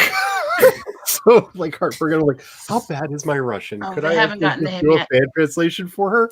Because, like, The most recent episode is Paul the First. okay. So. Yeah, that's way back. All right. Yeah. That's the one that just popped up on Monday. But yeah, thank you for introducing me to Strange Aeons. I was missing so much in my life. I have binge watched all the way back. Like, Long Furby. so much. Alrighty. Thank you all. Actually retaking the class. I failed it before. Well, with questions like that, I'm just saying, I'm not surprised. Like, with questions like that, like, trust me, like, philosophy is my jam, and I just looked at that and I was like, I don't know, ask Abigail. What's the point of those questions? How are they going to help you? Yeah, exactly. Alrighty. Right. Good night. Alrighty. I'm going to stop dilly-dallying because I'm enjoying the conversation too much. All right. As I like to end everything, well, I don't really like it, but, you know, we live in a nightmare hellscape. It's not going to get better if we don't fight to actually make it better. Let us all remember that Black Lives Matter, Black Trans Lives Matter, and trans identities are magic. And until next time, may you have the courage to ride your dreams into reality. And don't forget to have the fun. Bye. Bye.